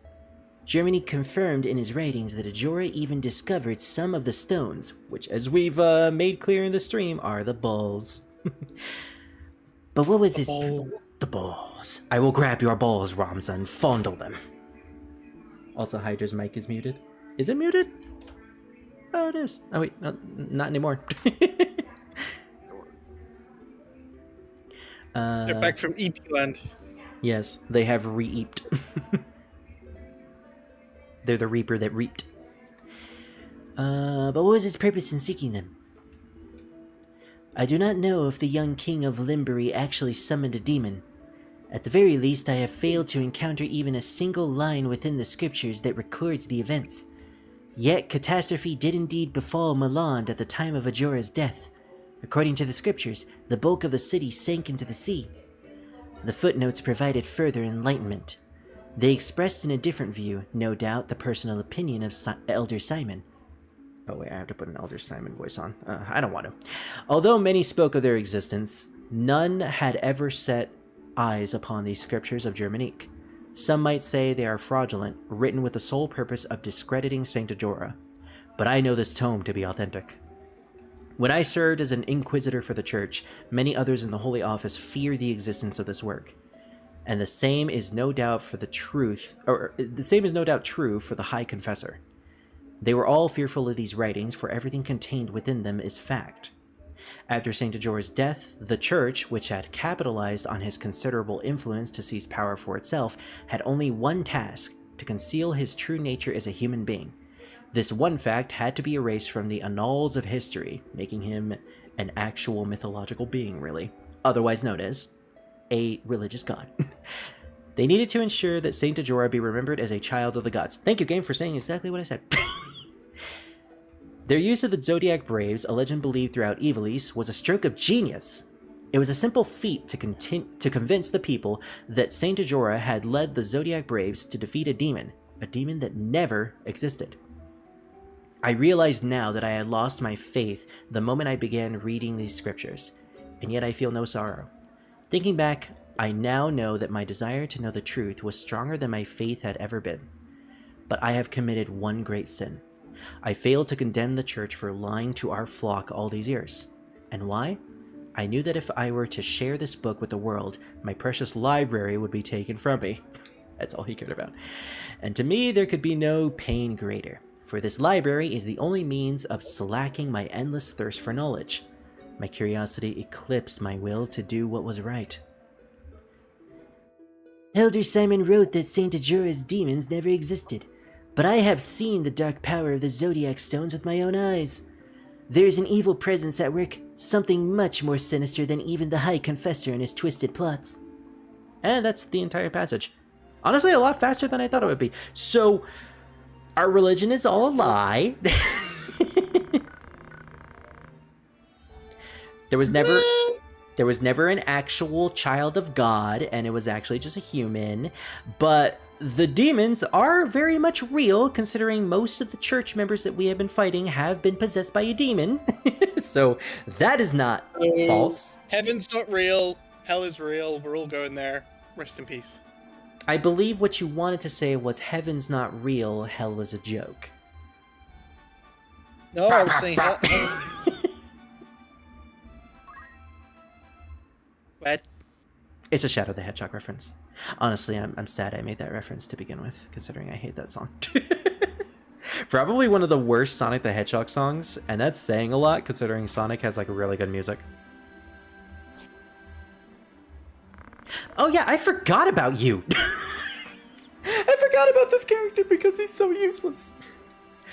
You are the heretic Ramza, yes? Yes, I am giving him his, the Masayuki Sanada voice, whatever. What have you done with Alma? If you want your sister back, you will come to Riavana's castle, and you will bring the scripture of Germanique with you. Oh, there's a lot of people joining today. Whither?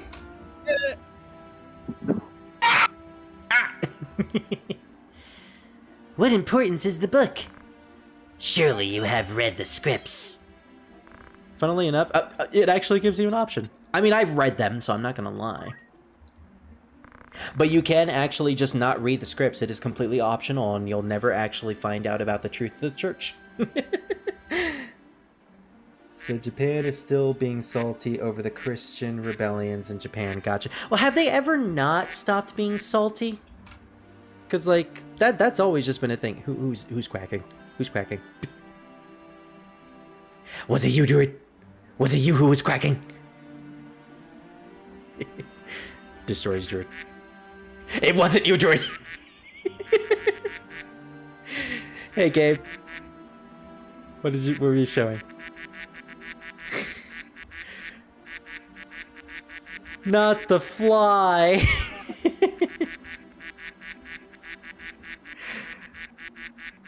Oh my gosh. Okay, Gabe.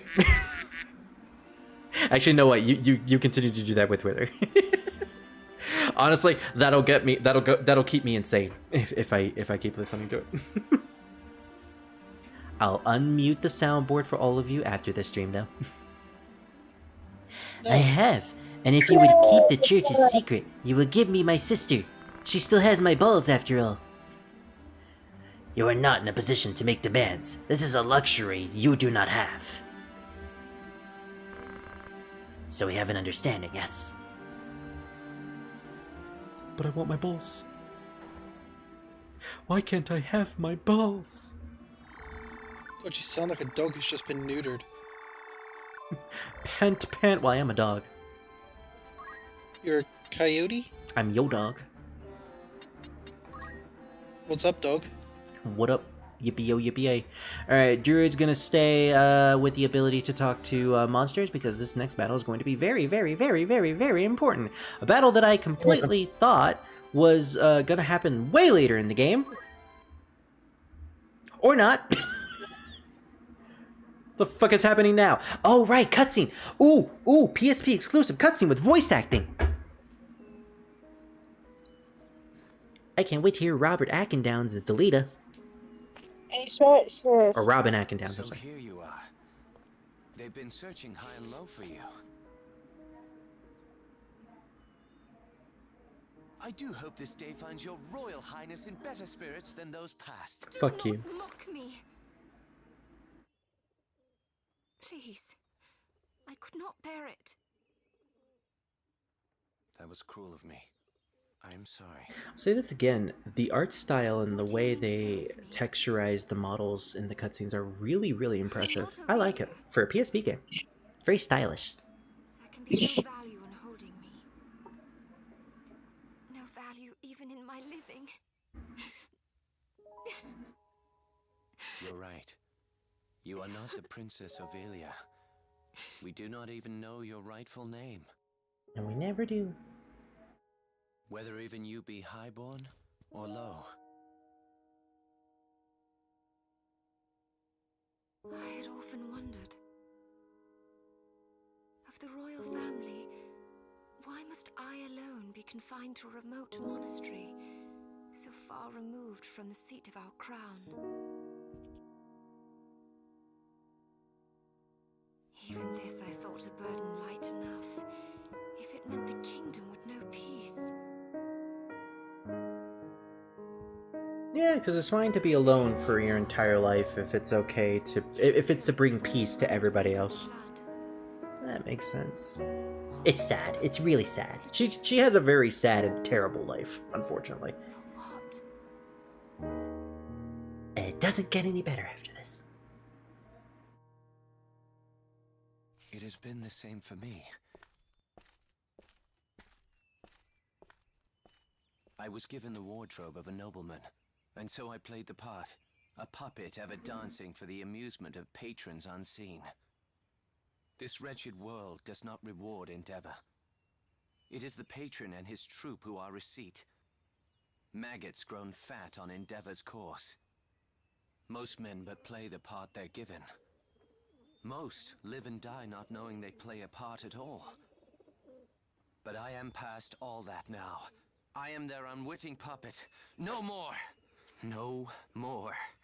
I will exact from them the price of their gluttonous feast. Suddenly spectacular music. And just what is it you plan to do to them? I will burn down this kingdom, and from its ashes build for you a new one, a kingdom worthy of you. I will show you a world where your light will outshine the sun, a world that will know no darkness. I will say, this version of the cutscene, his emotions are actually very high.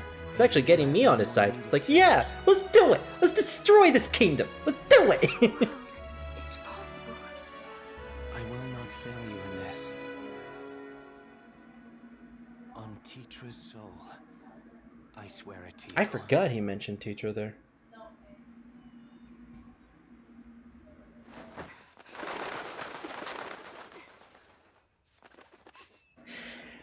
So when I heard that they added a bunch of scenes in the PSP version that fleshed out Delita and Ovelia's relationship, I thought it wouldn't be that good, especially since I felt like their relationship was fine as it was in the PS1 version.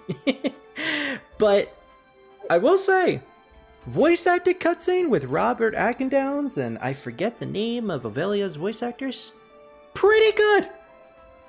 I think that's a good addition. Kind of sucks that we won't get that in the remaster. They're removing all the cutscenes and making their own cutscenes. I hope they're just as emotional as they are in this version. Oh, how many hours did we get to? We're almost at 99, baby! Anyways, now for the battle that I thought we would have had a long time ago.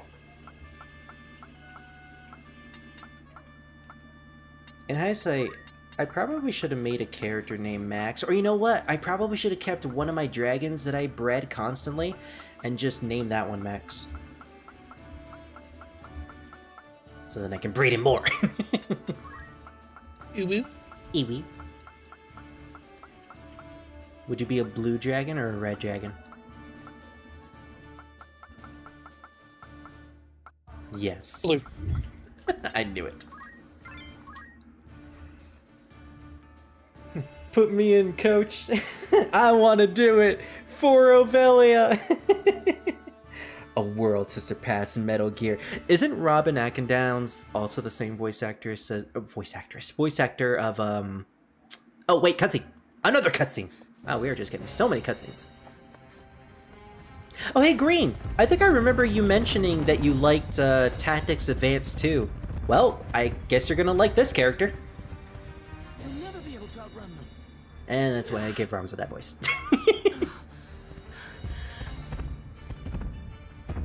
Not gonna lie, the Behemoth... I'll feed you a length of iron. The Behemoth designs in this game are pretty cool. I love the wicked manes that they have. They look like party boys for some reason. Translation. Pick me. What? Man, why are the behemoths so hot in this game? That sounds about right, PA. Yeah, pretty much. Ramza, you just threw Excalibur. What are you doing? Also, you're not even supposed to have throw item. So, yeah, this makes absolutely no sense. This is, Luso. Although I think his name is also Russo in other games. No, it's Luso in this one. He's the protagonist of Final Fantasy Tactics Advance 2. A game that takes place in a, completely different Ivalice.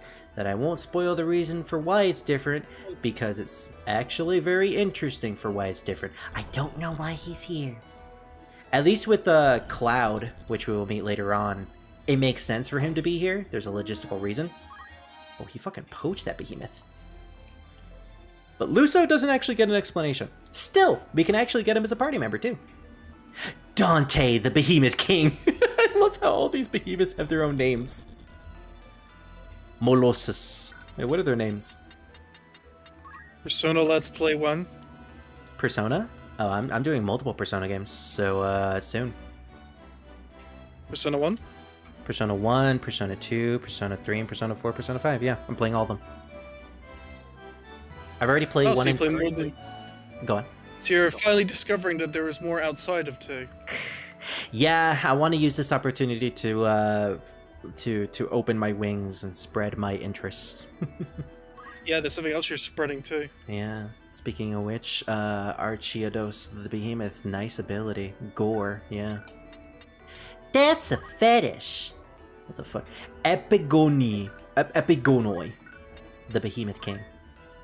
And Molossus, the Dark Behemoth. I want one of these guys in my party, not just because they're behemoths and they're awesome, but because I need to breed them so that I can get an item.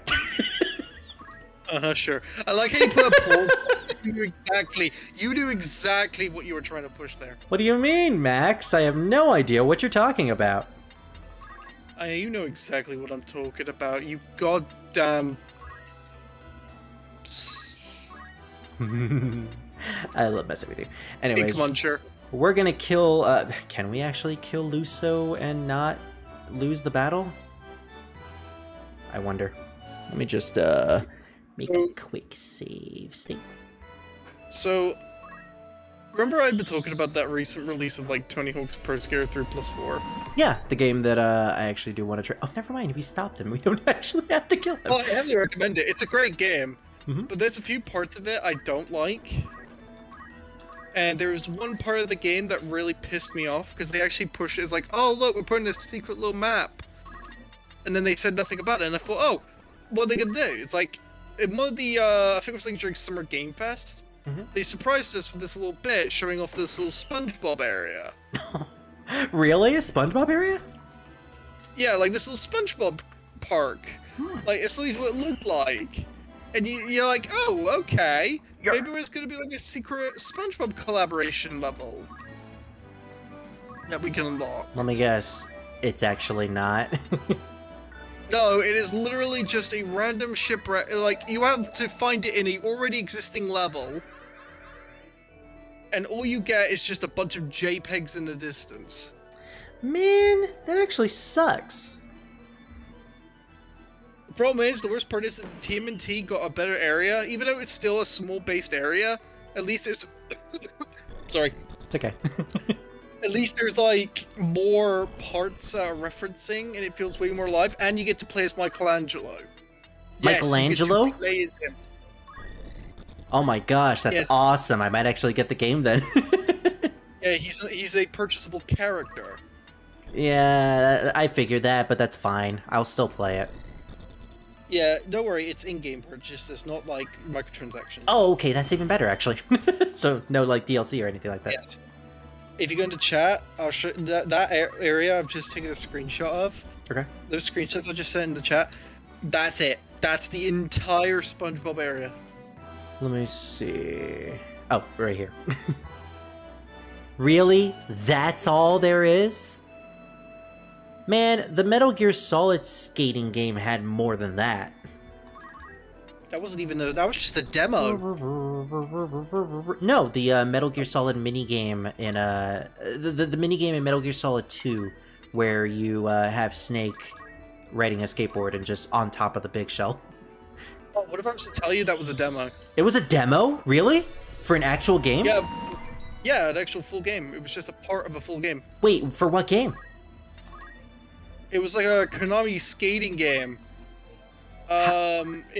Even as a Castlevania reference, to my knowledge. A Castlevania? Well, that's not the first time that Metal Gear has had a Castlevania reference, but I had no idea that was a thing. I don't know. No, it's not even Metal Gear. It's just Metal Gear is just a small part of it. Yeah. So it's like Konami in general. Yeah. Konami actually did a few skateboarding games. Around the 2000s. Mm-hmm. And the ones they did is that they did the Disney's Extreme Sports. Well, okay, so we do lose that if Luso dies. Alright, so we're gonna have to redo that. Oops! Game over! Did I screw myself? Okay, no, I made a save state right before I killed Luso, so we'll be fine. Game over! Insert more quarters! Game over, yeah! But yeah, it's like, even the TMNT area, it's funny that TMNT's got more love and respect. To the point where the secret area for that one is, like, it's way more detailed, and has more references to TMNT in one area. Whereas with SpongeBob, all you get is at the very end, and it could literally be removed, and nothing would change. To be fair, in order to have SpongeBob, you would need to deal with like Viacom and Nintendo. Wait, Nickelodeon. It's a completely different thing. Oh, don't worry, same basic idea. Yeah, same basic idea. They're all like stripping. So you would have to like. You want like stripping what? Sorry? No, I mean not stripping. As in like, isn't that a term for Alrighty. I gotta head out so I can go to work. Oh, okay. Bye, I'll Nexus. you guys all another time. Of course, that's the moment you disappear. What? Just go, Nexus. Go! Go! I hope a dragon comes and hits you in the face. Too bad I bred all the dragons and poached them all already. My god, just fuck already. Later. Tempting, but he's taken. Alright, that's gonna stop him. Well, anyways, so seriously, I gotta go, so I have to go to work. Alrighty, you have a good one. Yeah, I'll see you guys. Take care. See you next time. Watch your teeth. But yeah, Mind the gap. It's like, imagine, like, the fact is they pushed it at Summer Game Fest as if it was gonna be like this huge section. Yeah. Like, oh, we got SpongeBob. It's like, oh, we're not gonna say much. And it's like, why do that? Why show that? Why couldn't you guys just be like Sonic crossover? Sonic Racing crossover? Crossworlds. Crossworlds, sorry. And just actually have the character. The fact is, you at least get Michelangelo, like the turtle. Yeah, at the very least. And Michelangelo's cool. And also, it makes sense for Michelangelo to be there. I do find it quite goofy, though, that technically this means that Doomslayer has now been in Bikini Bottom officially. I mean, was it at all? Yeah. If you get the digital deluxe edition, you get the Doomslayer as a character. Oh my gosh. I mean, to be fair, isn't he also canon in the Animal Crossing universe, or is that just people making laughs at the fact that they were released at the same time. The second thing. Okay. So I hope nobody's mad about this, but I'm going to be using save states to abuse this. I want to get a behemoth in my party just so I can breed him. But I don't want to. How you want to play? Yeah. I mean, hey, whatever gets you to breed with it. Ew. Ew. Okay, that's it. I'm gonna go into the NSFW channel. No behemoths there, unfortunately.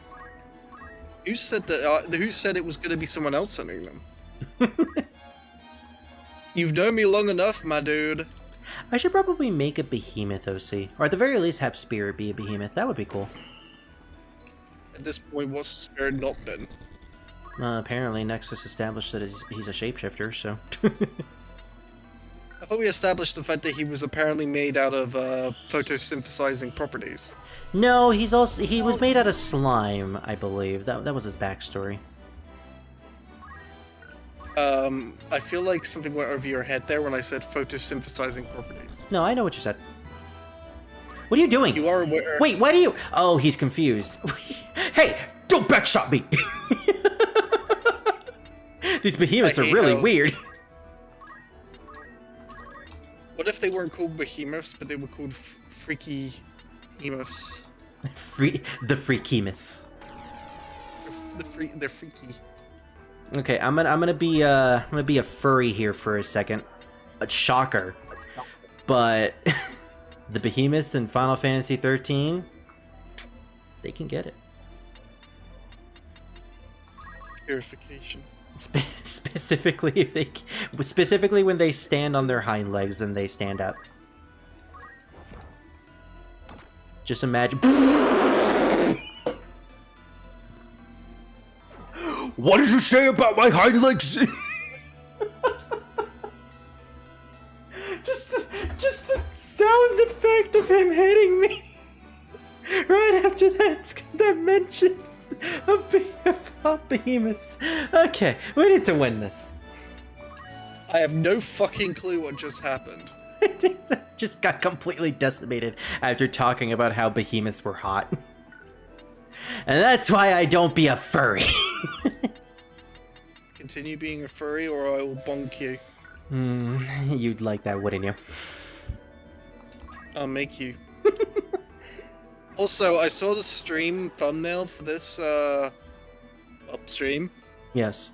I hope you're proud of it. I wish you mentioned it to me. Why? The fact it's a reference to the point when you said that I sounded like Miss Pighead instead of Mr. Bean. Look, it was either going to be that or Hydra the Handbag, which thankfully Hydra the Handbag is still a thing. Yeah, he's awake. He's still in the stream. Barely. I'll make that the next thumbnail. By the way, also, yes, Kaz from Peace Walker and Metal Gear Solid 5 is voiced by Robert Atkinson. I knew that. Isn't he also the voice of Luxord in Kingdom Hearts? I think he might be Luxord. Hey, we got Epigonioi, the Behemoth King. By the way, we can name monsters whatever we want, even if they have pre-registered names. So, this is gonna be Max. And... You don't even get to be a dragon, you bastard! Okay, fine. Well, we poached and bred all the dragons already. So they're extinct. I mean, I guess I could go find another dragon out in the wild and name that Max. Good boy. Why is Maluki a handbag? No, that's Hydra. Agrius turned him into a handbag because she killed him. It makes more sense when you see all this. I'll make a video about it later. Don't worry, you'll get context right. Thanks. Hey. I owe you one. If you hadn't come along, I'd be making the rounds through that thing's innards, and that would be hot. Are you one of those guys? The name's Luso. I'm a game hunter, if you'll believe it, and you believe it. I am Ramza. Are you not rather young to be a hunter? Oh, how old is he? He's a gamer? He's an anime. He's a Final Fantasy anime protagonist, so he's like what, 12, 13? 12, 13, yeah, he looks like he could easily drink like 50 beers legally. I should say though, like early Final Fantasy protagonists are actually quite old. You either get like 20s or 30s. It wasn't until like kind of crazy that when it comes to like teenagers in like anime, like you get two sides. You get like proper teenagers with natural like young looks. Yeah. And all that shit. The twins. And then on the other side, yeah. And then on the other side, you get on the other side you get JoJo's Bizarre Adventure. Or Digimon Data Squad with Masaru looking like he's 18 or actually like 20 when he's actually like 14 years old. Japan, I know it's hard for you to figure this out, but when kids don't look like adults. But they want to be like adults. They want to look like adults. So that I think that's legitimately the reason why a lot of like protagonists in animes look older than they actually are. Case in point, Naruto. Like, despite being 16, he looks like he's 20, and it's weird. It's funny you bring up Naruto because I've now just got the German intro stuck in my head now. Oh my gosh. Hey guys, you ready for Sakura and Sasuke and this wonderful adventure? It's like my parents trying to pronounce those names, although I think they have pronounced it as Naruto in the past. Naruto. How you liking those Pokemans? Yes, Pokemans. Am I still Pokemon Dragon, by the way? Wait, what? Where are you? I'm here. No, you're in the corner. Why are you in the corner? Are you fucking kidding me? Why am I hidden? Are you trying to state something here? Are you being this mean? No, you're sorry. You're just in a very, very comfortable place. I'm kidding. I like how there's just a giant, massive fucking druid. He's always there, always watching. I still think he looks like an Animal Crossing character, and I don't care what he says. I think that was kind of the vibe that one of our friends had when drawing him. Who's the guy with the white hair and glasses? Oh, that would be Hydra. That would be a Hydra who is supposed to be a Hydra. He's new. Translation. What? Hydra, the Hydra. Guys, isn't that right, Max the Max? I'm laying down. The fuck's a Max? Also, good for you. What the fuck's a... I'm sorry, that sounded mean. Why don't you just ask Druid the Druid? Is Druid even here? What do you need? What are you buying? We just literally mentioned your name casually. Oh, one thing you gotta know about Druid is that he's always around. Yes, hi. What can I do for you? I'm not human. But Druid, now I know that forward is the only way my heart can go. What? Well, times are tough, and forward is not the way your heart can go. It's good life, though, all in all. Sure, I run into a little trouble every now and again, like those hot behemoths that I was facing, but so far, so good. I can't wait to get to Tactics Advance 2 and just make Luso into the most horny person ever. That's gonna be my character trait with him. You travel alone? It's like, wow, I mean, it's GBA. Talk about having, talk about having a pocket load of fun. Actually, I think it was for the DS for some reason, despite still being called Advance. So they call it Advance, yeah, it's made on a system that is literally not anything but a Game Boy Advance.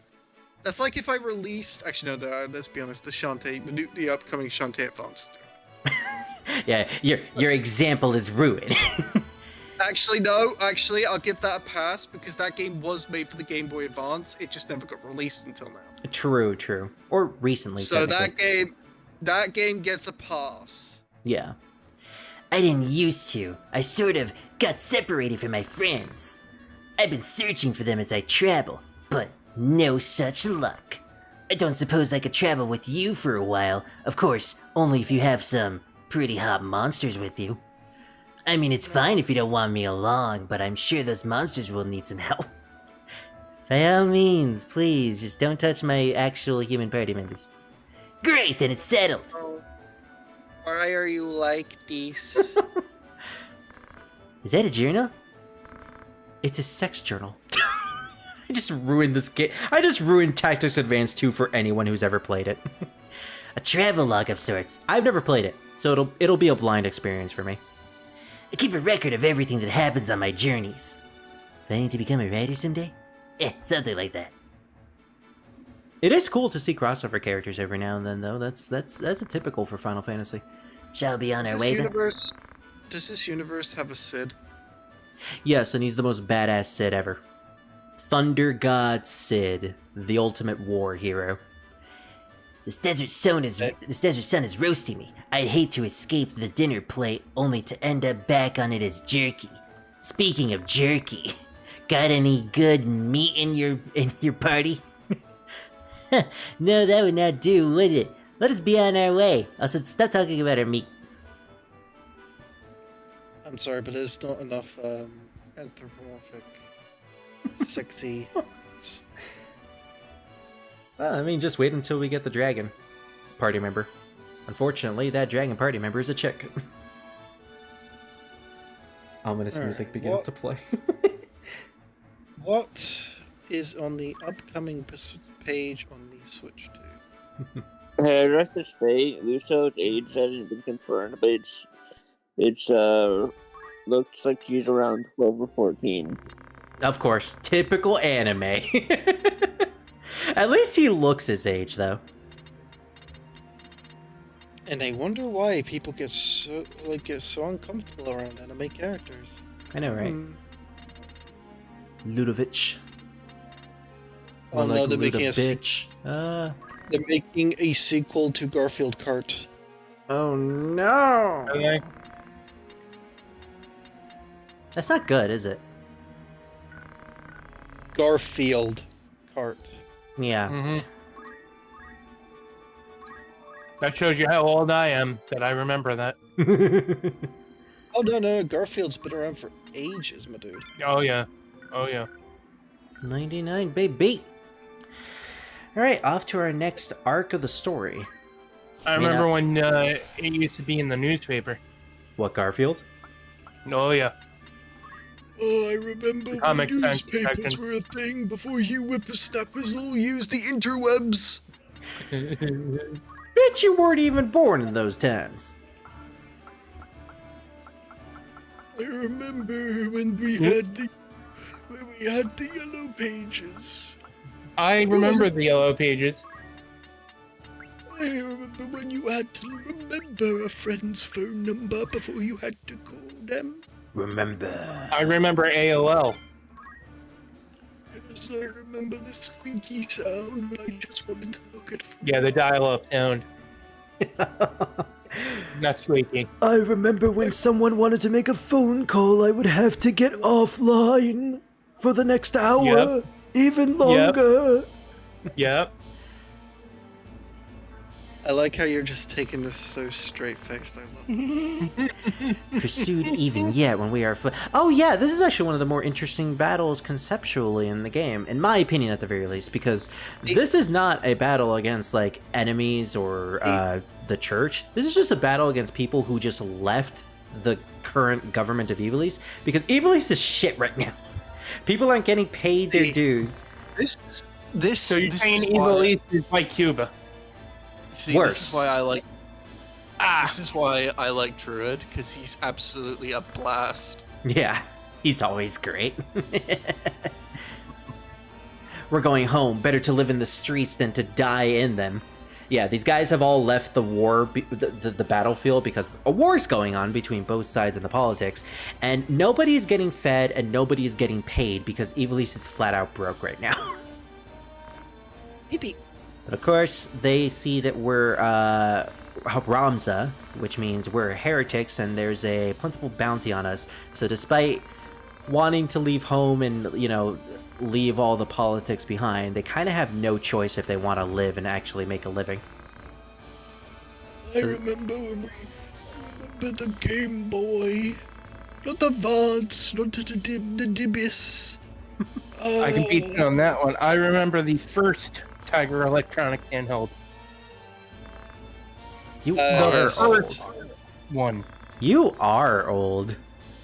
Mm-hmm. Imagine if he comes up and he's like, I remember when I got the Sonic 3 Tiger Electronic and we were fucking happy with it. Yeah, no, I remember that. I remember when we were all And I wasn't content happy. about our tiny ball and pong going back and forth, forward and back, and then go forward and back. My dad had an original Vextrex. My gosh. Mm-hmm. Throw a stone at him! There's a part my of dad had me. an original Vectrex, and he remembers the original Atari. Jeez. Mm-hmm. Okay, Green. Tactics Advance 2 is for the DS. Yes, the reason for it is to connect to Advance 1. So Advance 1 was on the GBA. In that game, you can actually play as a Moogle, can't you? Yes, Can you name the Moogle? I believe you can. Yes, I want to name it Spirit. I could be correct. I could be wrong though, but I believe you could name the characters. Yeah, I'm just being reminded. Moogle Like, is a not main, race just that not you the get main the, character. If I remember correctly, I know the Bongo were playable. Yeah, Banga. I know the But yes, Mogs Moogle were is a race you playable. play as, but you get one Moogle to start off that you cannot name. Damn it! Yes. Wanted it to be And I Spirit the know- Moogle. I know the Viera were playable. Bunnies. I yeah. know the Bongo were playable. And I know the Moogles were playable. I really want Bonga to be a playable character in another Final Fantasy game. I want my scaly lizard men. Which makes By me the way- question why were the Bonga playable in Revenant Wings? Because I don't remember them being playable. I haven't Anyway. played the game. Revenant Wings, Which one's that? FF12. Zodiac no. Age? Yeah, there was a DS one called Revenant Wings. That was a continuation of 12. I don't know. Yeah, I don't believe the Bongo were playable, but I know Gilgamesh in that game was a summon. Nice. Also, you were saying So that's... So he was in 12. Just the it'll come back to second me. game. happens to me all the time, too. Jared, I'm pretty sure Gilgamesh was in the original 12. He was, yeah. Yeah, voiced by John DiMaggio. One and only He was time. also in voiced by- Zodiac Age. Well, wasn't Zodiac yes. Age... Yes, I'm really meant to take a character Zodiac seriously. Age He's is voiced not by the original fucking one. Bender Rodriguez. Zodiac Age is the international version because it gave you the job class systems. Ramza, why would you fall in love with That's a all. thief? We don't even know her name. What the fuck is... who is she? How could you fall in love with Arlette, the thief? That looks like a I'm my dude. shiny metal ass. Oh, Ramza's gay? Okay, well, good for him.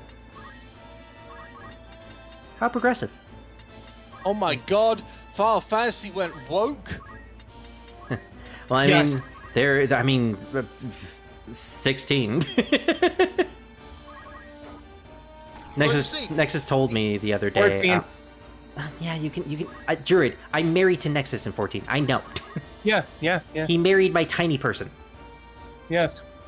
I have the pictures. No, Nexus told me that there's a giant gay dragon in Final Fantasy 16. Male or female? Bahamut? Male. I'm intrigued. Please Bahamut? educate me some more. End this stream and tell me more. You'll just have to find out, Hydra, because I don't really know. Can I I actually... demand you tell me more. You'll just have to play the game. Damn it, Hydra! Why can't you hit Ramza? Why do you have a 3% chance of hitting? Probably because you built him for evasion. Yeah, true. I thought you said furry evasion. Wait, Ah, yes, furry evading evasion? furries. Sorry, sorry, Gabe, I didn't see this. Basically, in a more advanced world, only around 10% of the human population is left standing due to an infection that broke out. They created sectors which were guarded by higher beings simply known as them. Each sector is given agents. These agents are equipped with specialized gear to kill the infected due to the infected having an abnormal immunity to damage. However, all humans have the ability to have actually been infected with it. It's just that only about 10% of the humans could endure the infection without succumbing to. Kind of sounds like a plot for Resident Evil mixed with Final Fantasy, and I appreciate that. Also, I'm reading it fast, but don't worry, I can comprehend it fast too. Well, what is that about? Oh, it's about his original story that he's creating. Oh. Which I am invested in. So there's a rumor. A rumor? Yes, there was something that was posted on the community post page for Cyberpunk. They made some cool observations. They've been reading some brand new billboards being added to the game. Which tease that we may be getting something that was cut previously in a future update. Possibly for the 5th anniversary of Cyberpunk. And that being? I don't know yet, but that's the rumor. The rumor is that they're going to be adding in the casino. Ooh. That's why this current update was very underwhelming. Because most of the labor, most of the back end that they're doing for the next major update, because they're doing Cyberpunk season 2 of the series of Edge Runners. They're saying that it's a very big possibility that they're going to cut that the casino is connected to Edge Runners too. Cool. I like the concept of casinos being in video games, so more gambling. Let's go gambling! Yeah. Oh no! Wait, Hydra, don't charm. Hydra. Okay, good. You didn't fall in love with her. I wanted gambling in Cyberpunk originally. And when I was playing it, because my PC fucking sucks, I can't even run it on medium. But that's despite my thing. No, I wanted the casino in there because if you do everything legitimately, you're still not going to have enough money to buy all the houses, all the cars, all the guns in the game. Because even in Dogtown, you still don't get enough money from doing the gigs and everything. You can only get certain weapons. You can't buy every single weapon. Hey Green. Hey Green. Guess what? This is you right now. Bitch, Ramza's mine. See, I've recently tried to start playing Cyberpunk on my Switch too. How you liking it so far? I think fool! What do you mean? What? You should have moved right there. Why? You can hit the chemist and kill the other dude. Oh well, if you fall in love with her, then that's fine. Augurus will just punch you. Max, if I remember correctly, you have to be a nomad, and I think you have to have 8 points in technical ability to be able to get the upgraded version of Jackie's bike. I'm thinking of restarting my save because I wasn't too pleased with what I was doing. Yeah, no, but that's how you get Jackie's. I think they call it the souped-up version of his bike. Yeah, but I'm not pleased with my current character and playthrough, and I've only just started, so I wasn't pleased with it. But I'm thinking of restarting it. I'm glad that I'm not the only one who does that, because I did that exact thing in Skyrim when I felt disappointed on my build. I'm very new to Cyberpunk, so obviously a restart was inevitable. Yeah, I would love to run Cyberpunk, but I need a better video card, because the video card in my computer causes my fans to turn into a friggin' wind turbine. I swear, the thing sounds like the thing flying off the table. I'm like, Joe, come here, listen to this. And I put Cyberpunk on, and just starting the game, my PC goes, and it just proceeds to get louder. And he's like, yeah, no, your video card sucks for this game. I go, yeah, I can't even play it on low. That's why I need a better video card. But I'm just going to say, like, I do want to get into the game, so sometimes it's just going to take a few attempts. Yeah, Nomad is really good if you're looking for car, like to get Jackie's bike early on. And if I remember correctly, there is a mod that allows you to do New Game Plus. Well, the thing is, Max is playing on Switch, so I don't think he'll be able to Oh use mods. yeah. Switch 2. Or Switch 2, yeah. Oh, he definitely can't use mods on Switch 2. Yeah, no, he can't. Yeah. Yeah. The fact is, I'm okay. Can I just say I am so glad you're not criticizing me for playing what is considered by many a lesser version. What? Can I just say? I don't care. I don't care about that type of stuff. I am so glad I could hug you right now. And that goes to a Druid, because I'm so happy, because every time I mention I play a Switch version of the game, I'm always afraid that people are gonna go like, "Oh, you're playing the lesser version of the game." I don't fucking care. Don't give a shit what version of it is. You're playing it. That's all I give a shit about. Also portable. Yes. It's like, fuck. It just takes me off. Why do you have to think with your dick, Hydra? It's like, that's one thing I hate about games. It's like, it's instead of actually having fun, it's all about, oh, how's it look, how's it run? It's like, dude, I just as long as it runs.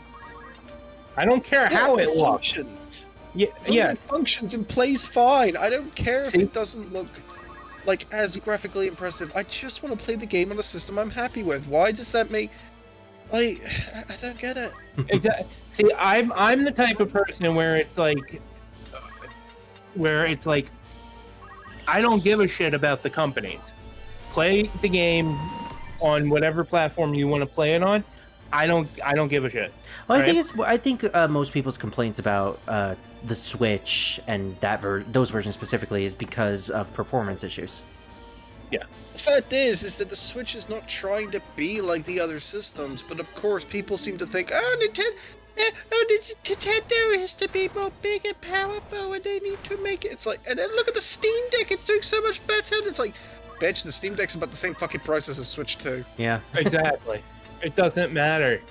Like, I find it funny how the Steam Deck, I love my Steam Deck, so I want to make it clear that this is no hate to the system. The Steam Deck's fucking great. But I want to make one thing massively and intensely clear. The fact is that I find it funny that people were complaining about the price point for the Switch 2, and yet those same people in the same breath would say, oh, with that same price you can get a Steam Deck, and I'm like, okay, so why aren't we criticizing the Steam Deck and Valve for doing it? I'm not saying that Valve's bad, I'm just saying, like, how come the price was okay with that, but not the other thing? I completely forgot that there were rare treasures in this game. Oh, that's gonna be a bitch during the dragon fight. See, when I have some extra money lying around, I'm definitely upgrading my PC. That's a given. Oh, you gotta. Yeah, the video card specifically. Especially before October, when the whole Windows 11... I have Windows 11 already. Okay, good for you.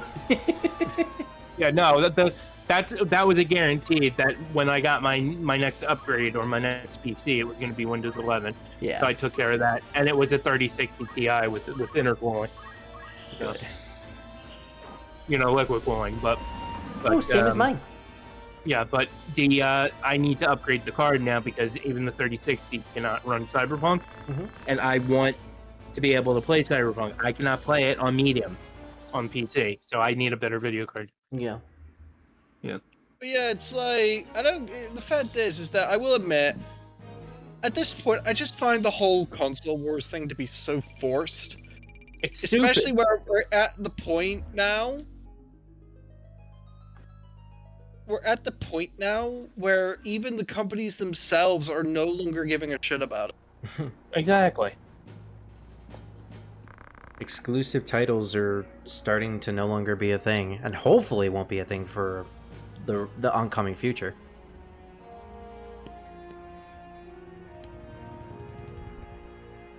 Anyways, that was an interesting battle in the context of the world, but it kind of just feels like a filler fight. I'm glad we had a very interesting conversation with each other. Oh, I don't remember your voice, Orin. But yeah, it's like... What the... It feels like now... Who left? Also, the infection distorts you, hence why the people look off. Oh, it was Gabe. Oh, okay. And Hydra is still a bag.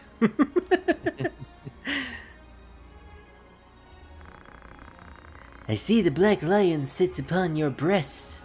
Why are you staring at my breast? You are of the Order of the Southern Sky. Oh, right, and now I remember what voice I gave him. I am. And we have you to thank for dealing with ourselves. Yeah, I wasn't it. I never thought I'd use it dead. Alone? I'm glad you caught it. I'm saying the Beowulf Thunder say to our order. Both. Why did you decide of every voice you could have given them, you chose Sylvester Stallone? Because he has the same voice as his... He has the same voice as his father, otherwise known as Thunder God Sid. Who else would I give the Sylvester voice to? I already gave the Arnold voice to Delita. Gosh, I just remembered that.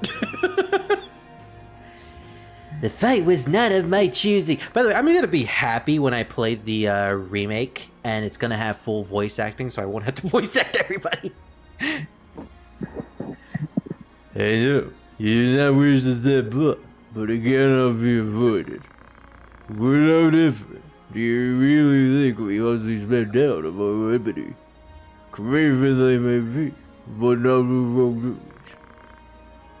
You knew who I was all along, didn't you? The reason why people prefer the Steam Deck over the Switch and Switch 2 is that the Steam doesn't go after modders. That could be a reason to want to play the Steam Deck, yes. But I've seen a lot of people have the specific argument that either they hate Nintendo, dislike Nintendo, or they don't like the performance that the Nintendo consoles have. The fact is I just don't like this idea, like, if you want people to agree with your point, and, you know, not think of you as an absolute jerk, the one thing you should never do is say that people are wrong for thinking the other way. Yeah. Like, you should never go up to say someone, like, if you want people to believe your point, you don't go up to them and say, you're playing that, well, you're wrong, and you are a bad person for this, and I'm like, really? It just completely devalues your points, and I'm specifically talking about the person who's a jerk. It completely devalues not only your points, but also anything else you say afterwards, because I'm not going to take you seriously if you're just being an asshole about it. Like, they're fucking video games. They're, like, much better things to have a go at, and yet your first instinct is video games. Yeah. Hey, Jack!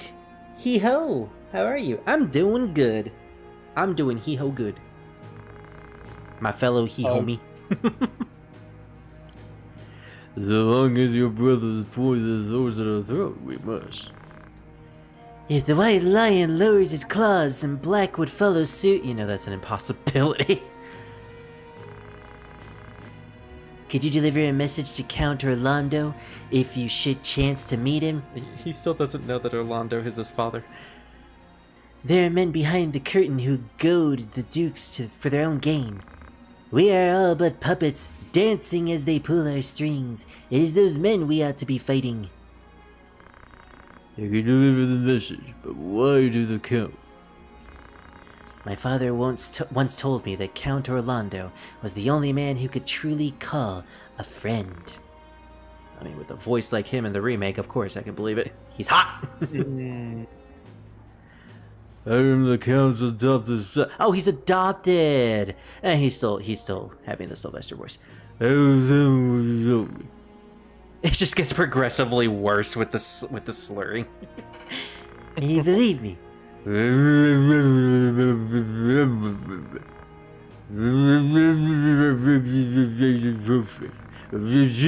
tell if he's still trying to do like Sylvester Stallone or if he's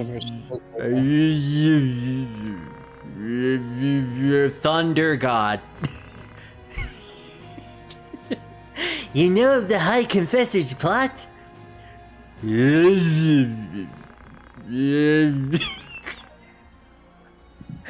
I watch way too many Let's Play groups that just don't give a damn with voice acting. scenes. If you did have evidence to the again, I played this game before. If you want to watch my first experience with it and me taking the plot like 100% seriously, go watch my PS1 playthrough. This is more so for funsies. Scriptures, no. It matters not. Oh, right.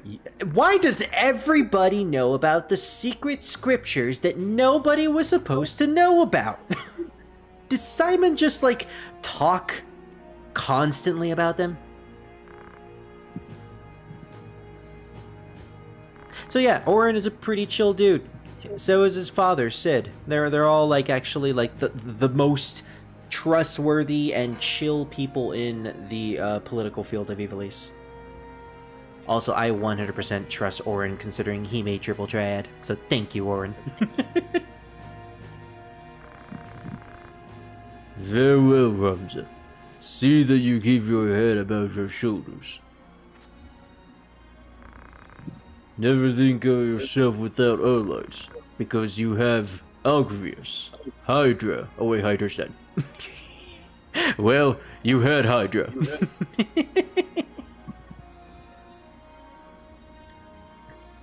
Why am I playing it, Sally Acorn? Because you have tastes? I'm messing around with some Doom mods. Or WODs, whatever. WOD, yeah. I always forget that they're named like that. And I found this one that had just Sally Acorn in it. Yeah. Why Sally Acorn? I have no fucking clue. Now, I have a question. Is she the naked Sally Acorn? Or is she the one that has the jacket? Or is she the one that is actually clothed in the post-Genesis reboot? The only one that fans care about, of course. Ah, so naked Sally. Ah, yeah. Watching her bathe in the golden piss of her ancestors. I wish I was kidding with that. I like how you immediately knew what I was talking about. Of course you would know about that. Not just a random, like, spirit comment. No, that actually did happen.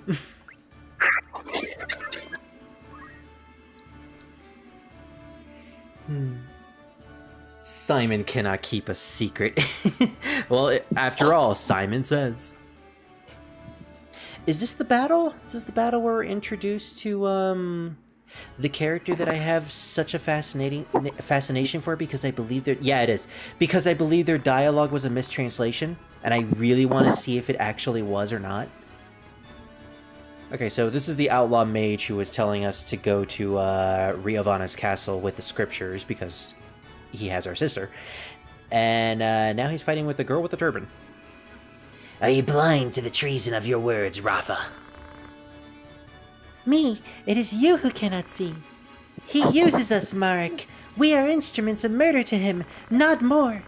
To stay would be to live out our days as the Grand Duke's cat paws, killing so he might keep his own hands clean. Cat paws is an interesting term to use there. Come, let us run away together. Yes. I will say, whilst everyone goes and says, "Oh, I'm into Sally Acorn. Sally Acorn's my crush." Here I am, over an old man. Everybody says Sally. I say Bunny. I was neither. I was Antoine. No, I was Bunny.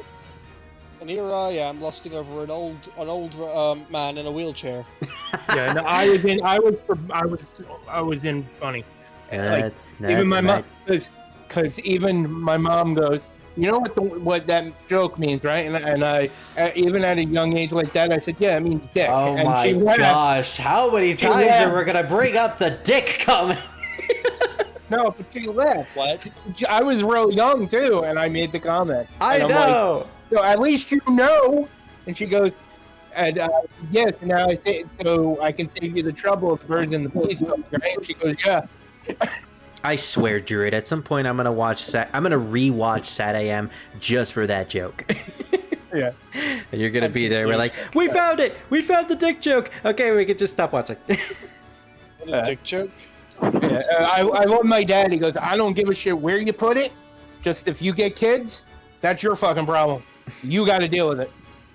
There's a like. That was my dad's birds and the bees talk with me. Honestly. So I'm like, he's like, I don't give a shit where you put it. Just if you get kids from doing it, that's your problem. Don't involve me. That's literally how my bees, the bees and the birds. Yeah, that's how it went with me. That's literally how much they trusted me. That they were like, so you know what sex is? Yeah. Okay, good. Just don't give us kids. Cool. Yeah. If I remember correctly, I didn't even have the talk with my parents because I don't think we really even needed it. No, that was my situation. That was my situation. Yeah. Pretty much yours. They literally asked me, "You want kids?" No. Okay, good.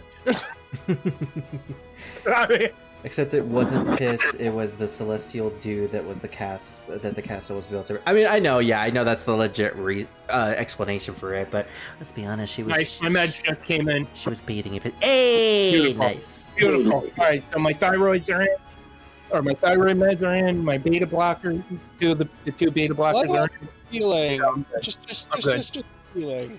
Yeah. Why do I get a feeling that the piss thing... I know it's not actually piss, but why do I get that feeling that was a Ken Penders thing? Was it during the Ken Penders era? I think it was. I don't know. Maybe. Because you gotta remember, Ken Penders left, like, pretty early on, and then for a while it wasn't Ken Penders, and at some point they brought Ian Flynn onto the team. So... If you need to know when Ken Penders was involved, look no further than whatever the hell they do to Jefferson. Or anything related to Knuckles and his tribe or people. It's a shame because I actually really like Jeffrey St. John, but after I found out what Ken I do too. Yeah, same. I really like Jeffrey. That's the worst part. I also think they did some pretty interesting stuff with him by the tail end of the comics run as well. It's kind of a shame that the IDW comics, well, I have heard they're good on their own, never reached the absolute amazingness that was the Archie comics. Yeah, the scope of the Archie universe is just so massive that it's really difficult to capture without like years of preparation, which I think they have been doing recently. So I'm glad that, like, when it comes to Sonic recently, I like how Sega's taking more risks and chances. Like, recently, they're actually, yes. Yeah, they've actually started taking Sonic seriously again. Mm-hmm. Because let's be honest, Sonic hasn't been seriously until his ever since his transition to 3D. So. Okay, can I just say, every time somebody says that, all I have to say is that, are we just... I hate the fact that the internet has decided to rewrite history. So they'll say, Sonic has enough transition to 3D. And it's like, yeah, you know, those 10 out of 10, those, like, 9 out of 10 games, you know, the two games that got critical acclaim, both Adventure 1 and 2, and the fact that when it went multi-platform, the Heroes was heavily praised. I love bringing up Sonic in front of my friends because it always sparks some very interesting conversations. But first, we have treason. Are you blind to the treason of your words, Rafa? Have you forgotten who it was who saved us when we had lost our parents to the war? Grand Duke Barrington opened his heart and home to us both. You would repay that kindness now with the treachery? We owe him a debt of allegiance. We'd have died a beggar's death were it not for him. Feed us he did, Merrick, but we were supped on lies. I know the truth of it now. It was the Grand Duke himself who set fire to our village, his hand hidden by the smoke of war. And do you know why? Why he killed everyone we ever knew? It was for our gifts. You and I possess power, and power it is he craves. He burnt down our entire village that he might claim the sacred power of our mantras for his own. Okay, so they're not called Hell Mages and Hell and Heaven Mages in this game, apparently. Open his heart, you say? The man is not possessed of one. It is you who needs to open your eyes, Merrick. And fucking slaps his sister. I'd not abide your ill-mannered tongue. You know, don't you? You know of the things he did to... Oh, okay, so now it's actually very apparent in this version. You are my brother. You know of this, and even yet you... Speak not of another word. You stir of rage in me, Rafa. I am your brother and your elder, and I will not have you question me.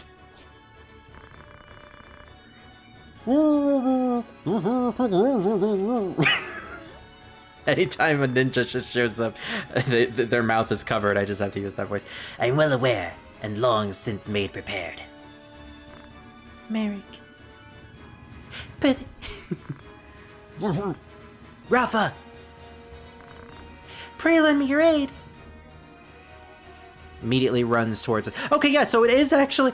I thought it was a translation kook, similar to that of the implication that Duke Larg and his sister had an incestuous relationship, which was actually not true. It was just a PS1 translation fluff. But no, actually, it's even more apparent in this version that Rafa, who is at this point I think supposed to be like a very young teenager, was sexually molested by the father figure who not only burned down and killed their entire village, but took them in. So, yeah. Poor girl. Yeah. As I was saying. Yes. Now we can continue the conversation about Sonic. It's like, I'm glad that Sega's taking the character seriously again, because like during the 2010s, I swear to God, Sega just was afraid to do absolutely fucking anything. Yeah. Yeah. Also, back to what I was saying about the 3D thing. By the way, I was saying that as a joke, but go on. Yeah, I don't believe that either. Like, people say, "Oh, Sonic and MF transitioned into 3D." Oh yeah, you know, those like 9 out of 10 games that everyone was absolutely praising back then. You know, the games that historically were given like huge fucking rankings, like were positively reviewed as legendary games, and were considered the best of their genre when they came out. And then you've got these fucking idiots coming around and saying, Sonic had a red transition in 3D. It's like, what the... So, why are we suddenly, like, altering history? Yeah, completely ignoring all of Sega's, like, good accomplishments and genuinely fun and great games. The fact is that Sonic did do good things, it's just that the internet decided to completely rewrite history, and when they do try to play those old games, they fucking suck shit at them! Mm-hmm. Forgetting that those games were made in a time where 3D was still new, and of course it would be a little archaic in today's age. Let's be honest. But let's be honest. For some reason, Mario 64 gets away with it, whereas Sonic doesn't, and it's like, how is that fair? Why can't you justify why Mario feels better? The fact is, I tried playing 64, and I found the controls to be quite annoying for my first playthrough. I thought they were very annoying, whereas with Sonic, I managed to get into it the first second I played it. Mm-hmm. Movement felt way more fluid, and it's like, I'm not bad about Mario 64. But what I'm saying is that, so you're saying, does that mean I technically now have the right to say that Mario had a rough transition into 3D because I struggled to get into one of the games nowadays? Because with that kind of logic, I have full right, without any argument, to do the same thing. Mm-hmm. And yet, I'd get absolutely fucking crucified. I'd be told that my gaming opinions are null and void for the rest of my life if I said that about Mario 64. Yeah. Oh, but you say about Sonic, yeah, let's erase every bit of history about it and then gaslight everyone into thinking that it was always the case. Yeah, because apparently Sonic can always do wrong, and Mario cannot do wrong. And that mentality ultimately started, like, around the time when Sonic 06 was created. And, you know, fair to be mean on Sonic 06 just due to it being an unfinished game, but to completely write off the rest of the franchise, not just, like, subsequent games, but previous games, and pretending that they're bad, like, that doesn't seem right. All I'm gonna say is that I think the reason why they do this is because most of the people who complained back in the 2010s were people who grew up in the 90s. They still had that stupid, childish, my character's better than yours mentality.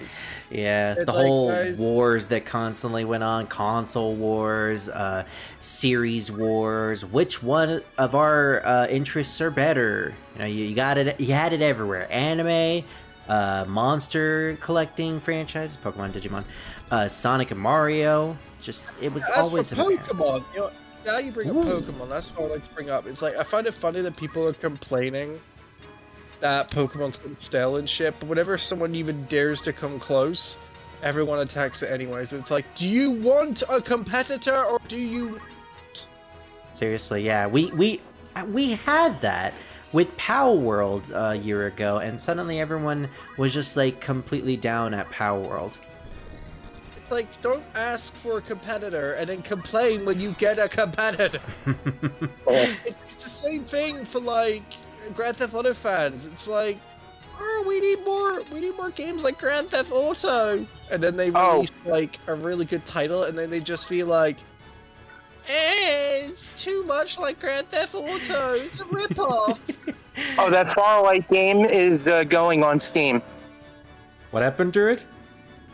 That Farlight game is going on Steam. Oh. So you are Yeah, incredibly Farlight loud 84. for some reason. Well, I'm on my phone. Ah, that's fair. Yeah. No, the game is called Farlight 84. It's what they did was it's a one of those shooter type games where it's like like an arena team fighter type thing. Yeah. Yeah, I forget what they call them. But they added something in with pals. Right. So it's a gun game like a shooter, right? Arena shooter? They have pals in it. Arena shooter would arena shooter battle royale, either one. Yeah, it's battle royale. That's what I was looking for. And but it's got creatures in it. To the walls, Elliot. You have the high ground. Yeah, and it's been a mobile game for a very long time now, and they're finally putting it on Steam. Cool. Yes. Another thing is that I like to bring up. Rafa, what the fuck are you doing? I ordered my food, so. Good for you. Oh, sorry, Green. I've been completely ignoring your messages. You have been, yeah. Is that Ken Penders left at the same time Flynn got into the comics. Penders left before issue 160. Okay, so there actually wasn't that long of a wait. No, Sega still sees Sonic in that it's a brand lenses. Well, besides Sonic, what else do they have outside of Yakuza and Persona, which isn't even technically theirs? What, Sonic? Sega. Most of their brand is literally nothing because they always they flat out ignore every other franchise that they have. They're in other things, but they're not. The other things are not as popular as those. Yeah, I mean you can't be as popular as Sonic. I mean they do Fantasy Star. I was gonna bring that up. Yeah, that's something. I mean there's that too. To be fair, Sega recently has been digging up a lot of their older franchises lately. A new Jet Set video is in development. That is true. There was a whole. Yes? Jet Set, some of the pieces of the characters from Jet Set are in Fantasy Star. Oh, yeah. As well.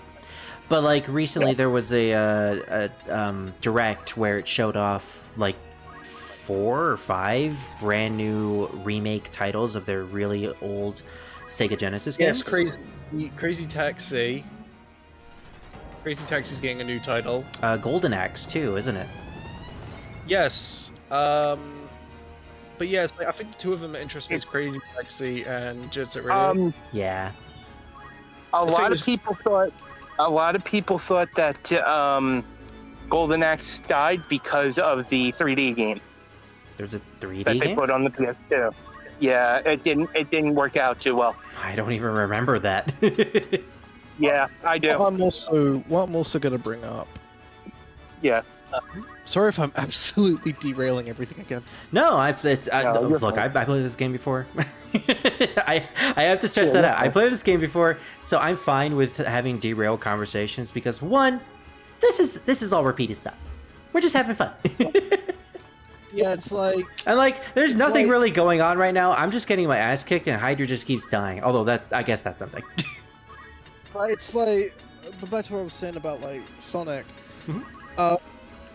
It's like I just don't like how like everyone's kind of gaslit people into thinking that whole like transition to 3D shit. It's like if you actually look back on how people felt about the 3D Sonic games when they first came out, they were genuinely considered absolutely legendary. And what's funny is that a lot of people who try to push this argument that these games were never good. Yeah. I'm gonna be honest. They suck donkey dick at the games. Like Game Grumps or most streamers, yeah. Yeah, most streamers I swear they do it on purpose. No, yeah. Because if you actually look on how they play, they suck ass. And it's funny because when they play like literally any other game, they actually do their time and actually take their time.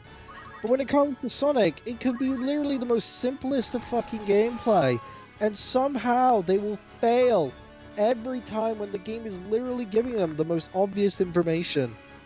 Wasn't it proven that Game Grumps did actually did actually suck at the game on purpose in most of their videos? Specifically Sonic Adventure? That's intentional. It was intentional. Yes, because Dan said Aaron is actually good at them. It's just when he's got to multitask, he's not really the best at it. Well, I would say that's not intentional. That's just... And then Aaron turns around at Dan and goes, well, I've never seen you play any games really good. But don't forget, Aaron does have ADHD. Well, that's true. But still, Yeah, that shouldn't really be an excuse. No, but I'm saying he's like me. He bounces from one thing to another. Okay. They're still using that as an excuse to hate on the franchise, because they still blame the franchise for the problem regardless. And Which franchise? Sonic the Hedgehog. Oh, Dan, I don't think is hating on it more so than Aaron. Dan just enjoys it because, it's easy to make humorous content out of it. Mm-hmm. But Aaron genuinely is not a fan of Sonic the Hedgehog. And here's the unfortunate thing. You say your thing first. The worst part. Did you just call me Scar? Why did I say Scar? No, I think I was slurring and I said something completely different. It's what, Srur? You know what? I think I said Srur. Let me correct that. Let me correct that. What? What happened, Drew? I said, let me correct that. What? Aaron specifically said that he doesn't hate the series. He's just not a fan of it. Mm-hmm. He prefers the older Sonic stuff opposed to the newer stuff. Well, I'm pretty sure Max is going to say something that's similar to what my statement was going to be. So, Max, what were we going to say? Like, I feel like it's not just Game Grumps. I feel like it was just a general 2010s. Like, the worst part about it is that what became popular in the 2010s was bringing up all the downsides of the Sonic community. The fact is that it wasn't just the games, but it was the fact that everyone was suddenly caring about the community and were highlighting all the terrible people within it, and also the fact that a lot of it was very ableist.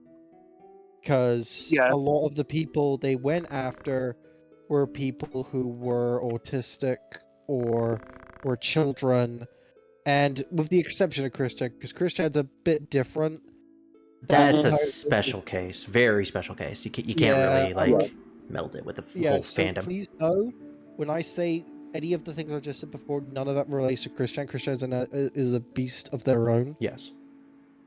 But yeah, it's like a lot of the people they would go after were people who were autistic and stuff, and like people with like conditions and that, and people were a lot of the fans of Sonic, most of the ones they went after, they would always kind of push forward these awful people, and then the only times they will ever bring up the good side of the community is when they got something out of it. Like, when a fan game comes out, suddenly the Sonic community is praised as, like, this holy grail of creativity.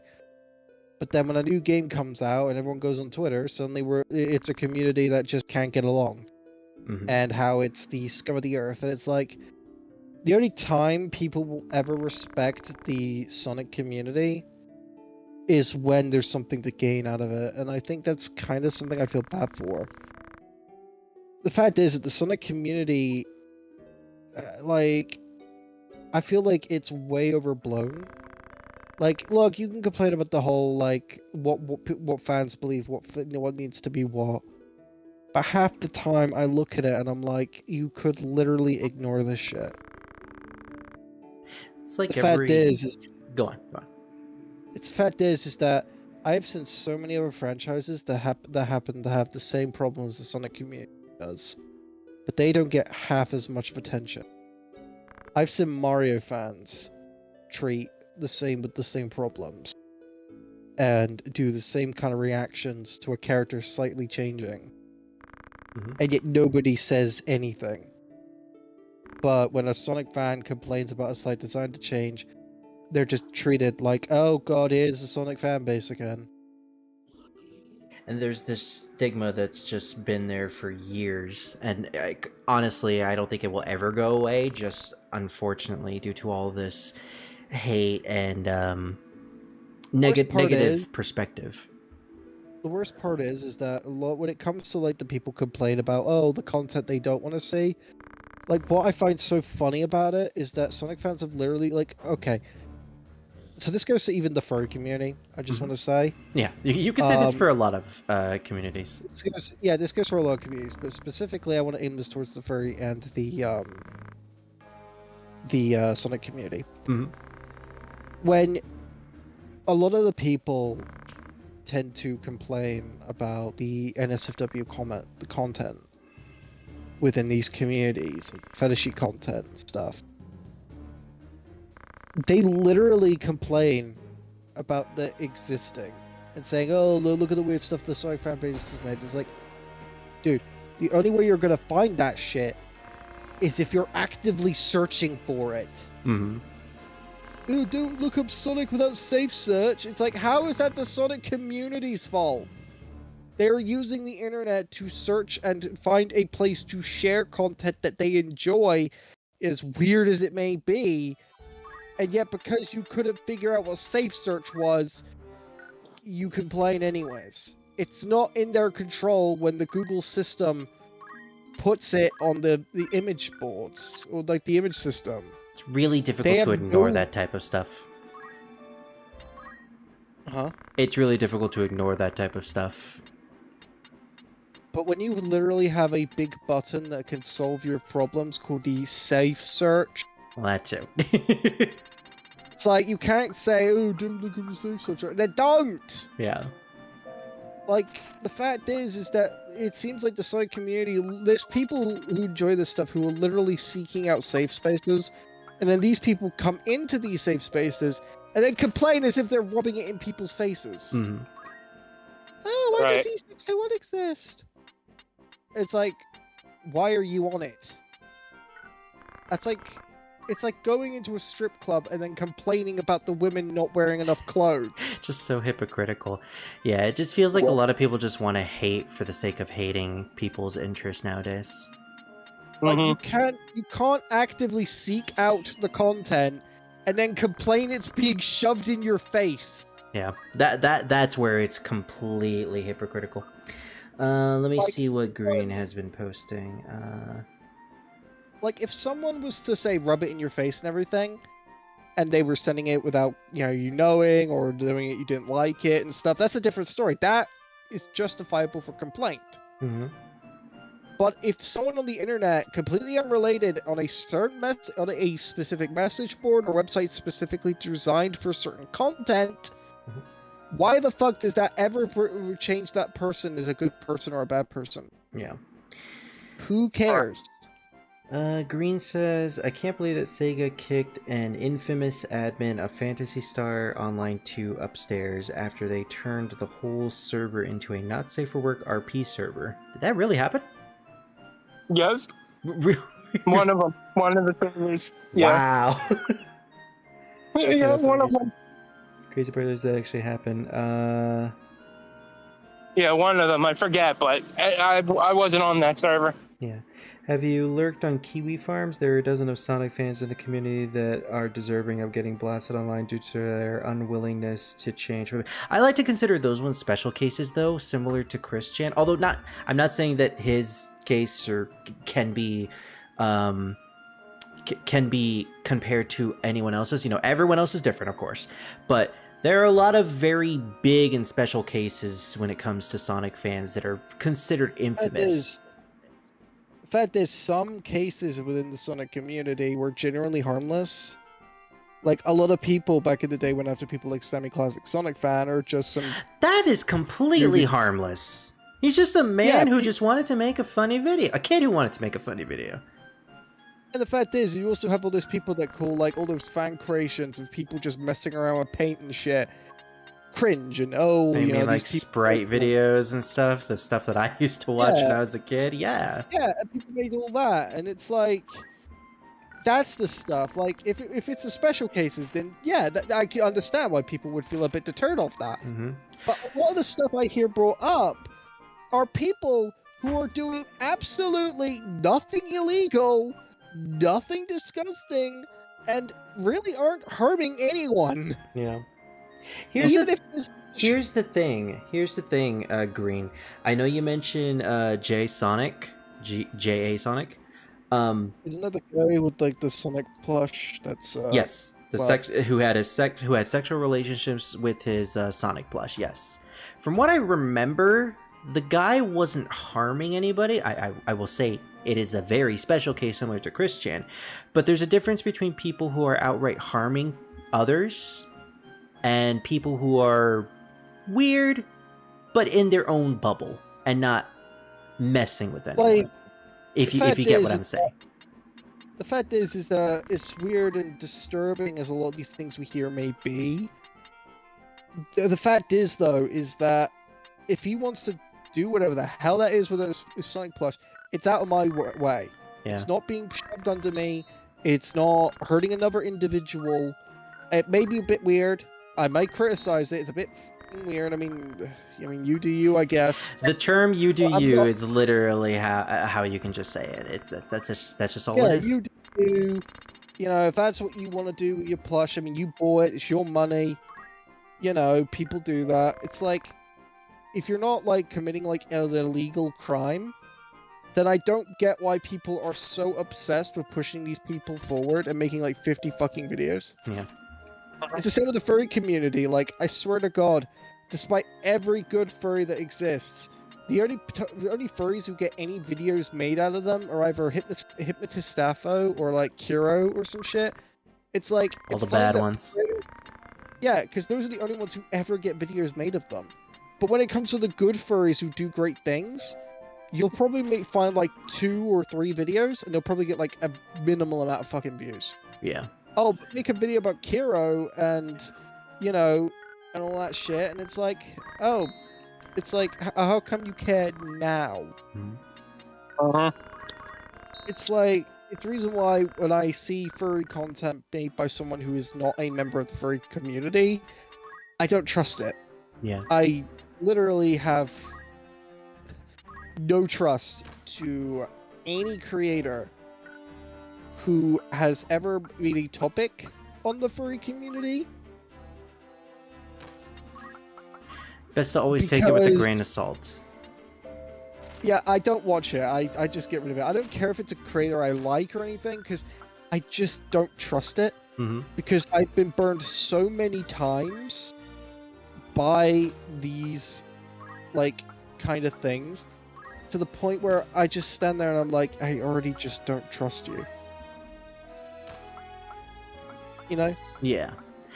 I understand what you mean, and I'm pretty much in the same boat for pretty much everything you said.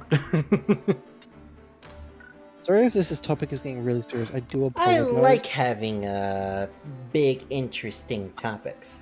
Anyway, sorry, Green, but you said a lot of stuff, so I will go through most of them. Going back to his opinions about Sonic, the reason why I don't play the Boost Sonic games is because just boosting through enemies is not engaging to me. That's like playing Mass Effect 2 and 3, but you're always charging as a Vanguard. Well, in the context of Mass Effect 2 and 3, just being Vanguard can be fun, but I see what you mean. There is You see, the difference is, Yes. the difference is that's genuine criticism that makes logical sense. I was Half about the to say it. criticism. Yeah, you see, the fact is, you actually justified and made realistic criticism, Green. The criticism you're making is logical. It makes sense for a personal standard, and you're not blaming the game for it. You're blaming the fact that you're saying it's just not for me. It does not suit my playstyle. Yes. What the fuck? Why is It's there another not what cutscene? you're. It's not what you're looking for. Mhm. Anyways, let's play this cutscene out first. Also, hello, Lee. Also, hello, Sonic Chaos. Nice to see you. Going back to more stuff though. Hell, even that admin on Phantasy Star Online 2, Gwiz, pronounced Gwiz, turning an entire server into their personal and not safe work server, and despite that, they got kicked upstairs because they're trans. Ooh, that's even worse. Not the fact that they're trans, the fact that Sega did that because of that reason. I mean, they had a legit reason to do it, but to do it just because they were trans. Then there's a Rich Mook, an old Sonic lol cow who has a really bad crush on Sally and complains about everything not SATAM related. He is the "his eyes are green" guy from back of the. I don't remember that specific quote. Yeah, and it's like, was he going around hurting people, being racist, being homophobic? Well, apparently he was being he was complaining about SATAM all the time, which that can be annoying in a fandom, but then you just ignore them. Half these people that people claim are annoying and weird and creepy, it's like, dude. Click off the video or just ignore them. Why do we need to treat these people like the center of attention? Yes. I want to say what Sonic Chaos said. At the end of the day, people are going to do what they want to do to justify their actions. I'm a furry and I play fighting games and all that type of shit. Just do what you want to do and just don't hurt people. Yeah. That's literally all there is. When it comes to the internet, they don't want good things to happen. I thought this was a cutscene that was in the original game. I didn't know this was something that was new. An assassination. Oh, right. This is Delita. Alright, Jared, you're gonna get your wish. Put the cookie down. I am alright. It only grazes me. Run quickly. I hate this. Bonds of Log. Pawns of the other Terminators, are you not sent by Lord Dice Dog? They must be grown rife with fear and employ such open measures. The Terminators are ninjas! Why am I not surprised? And why do I feel like that would actually be a movie? Yes. Instead of give me your clothes, it's give me your stones now. Give me your balls. Give me your oversights, Ramza. The Zodiac stone. Give me the stones. No, Drew, we've established that the Zodiac stones in this games are our balls. The balls are balls. Max, you gotta stop shining all. You gotta stop polishing all these balls. I can't. These balls are on fire. Every time I hear someone say balls, I just think of the amount of times they say the word balls in like that film, like the FIFA Bubbler. The pizza place told me to wait about an hour. Wait, you're ordering pizza? No, burgers. Oh, why did you call the pizza place then? Because they sell burgers, and that's the only place around here. Well, then what? Oh, okay. Wait, did he just throw his musk pole at me?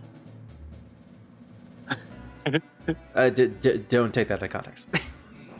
You could take the ball jokes out of context, but not the musk ball. Fucking Return of the Princess duking it out. I love that. The slab. Turn the slab. Yeah. Fuck you. Return the slab. Ignoring people is the course of action, trust me. Yeah. I've learned to just accept that and over my years. It's hard, but it's something you just gotta do for the betterment of your health.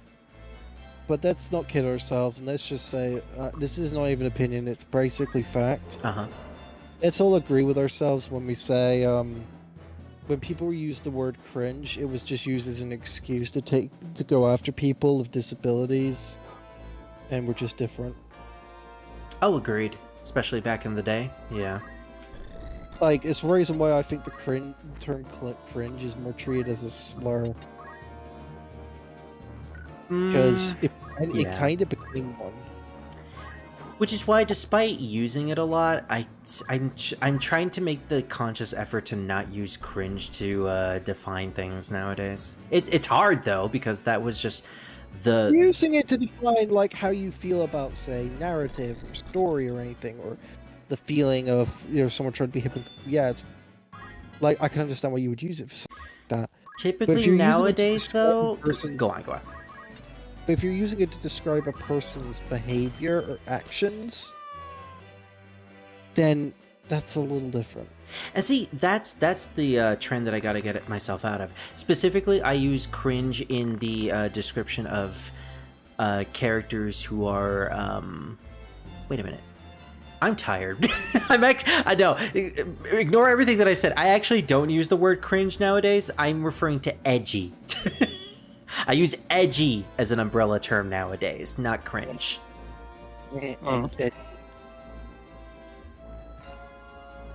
Yes. I suppose you're pointy because you're an edge. Ow, the edge. The edge is real. This is who I am. This is who I am, Oveli. Oh my gosh. Delita being Shadow the Hedgehog makes perfect sense. His sibling was killed at an early age by the government, and now he's back for revenge by joining said government. Does that make Ovelia his Amy Rose? Alright, anyways, I hate to do this. I think it's time that we actually stop the stream soon as well.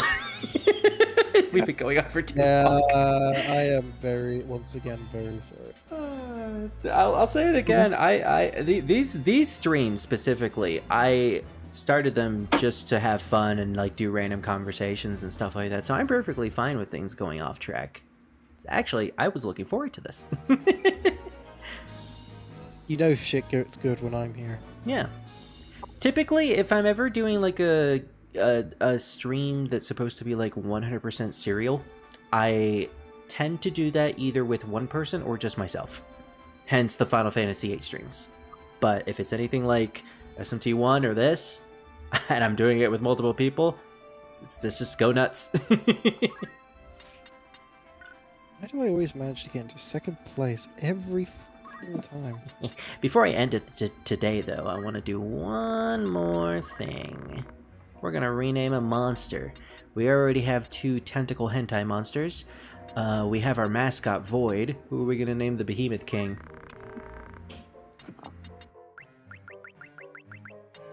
Anyways, I'll be off. See you later. Bye. I know exactly what I'm gonna name him. I hope you're still here, Lee. Anyway, stay safe. I'm naming you the dragon. Bye.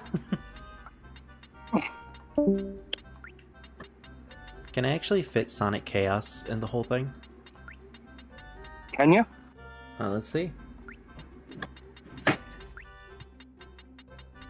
We actually did a lot today. I did not expect us to get close to Riavana's castle. You know, I know I had this conversation with Hydra a couple days ago that this would take us like months to get through, but with the rate we're doing and with the amount of grinding I'm doing off screen every single week, we could probably finish this game by the midpoint of October. Alright, congratulations, Lee. You are now a behemoth king. And we will make sure to breed you constantly to have more behemoths. I am not joking, that's how this game works. And we will not throw you away. You have gore! What's your zodiac stone? Or zodiac sign? You're a Gemini? I hope that's right. This fearsome monster has enormous hooves, a great furry mane, gigantic horns, and a thick muscular tail. I love how they had to add thick muscular tail. Cannot enter water. Perfect. Absolutely perfect. He has gore and heave, but I wonder what his secret ability is when I use a Beastmaster. Alright, so, yeah, most of our characters are pretty much at the end game when it comes to their abilities. I'm gonna need to use Druid more, I'm gonna need to use Lightning more, but in the context of everybody else, we're doing really, really well. Gotta figure out if I want to use Luso or not. There's also more characters that we'll meet later on that I probably won't be using because I made a conscious effort to only use Ramza and Agrius and all of our custom characters, so... Sorry Beowulf, sorry Raze, sorry Cloud, and sorry Balthier, although maybe Balthier I might use for a battle or two. Either way, at this point, I think I won't need to do any more grinding until we beat chapter... Wait, did we get to the point already? Oh my gosh, we got past the 100-hour point. And now on our save file, whenever we save, it will always be at 99. Even if we are at like 102 hours or something like that, it will only count it as 99. Old games. But yeah, I really need to get past Riovanna's castle in order to do more grinding. Specifically, I need to poach, but I have the behemoths. So let me see what happens if I breed the behemoths. Poaching.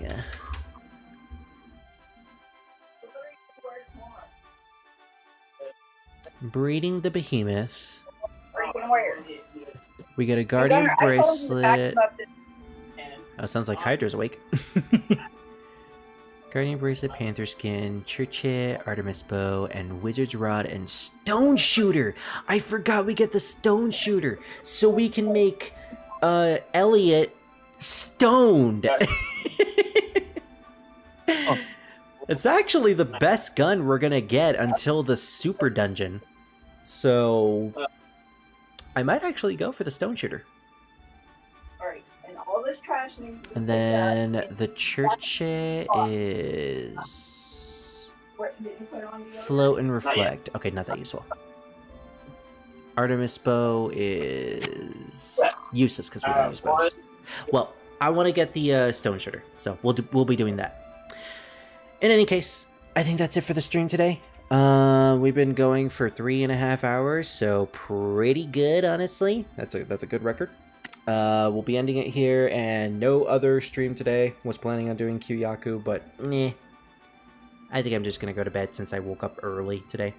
Next stream will be Monday, Samurai Warriors with Scar, and then after that, other things. Just gotta do a quick shout out to Patreons before we end it today, because I gotta keep remembering that. Special shout out to Scar the Firefox and Gecko Moments. So thank you guys for subscribing, and thank you guys, thank you everybody for watching. I'm gonna do more grinding off screen. Say goodbye, Giant Druid. And say goodbye, Tiny Druid and Evilise. And say goodbye, Hydra the Hydra Bag.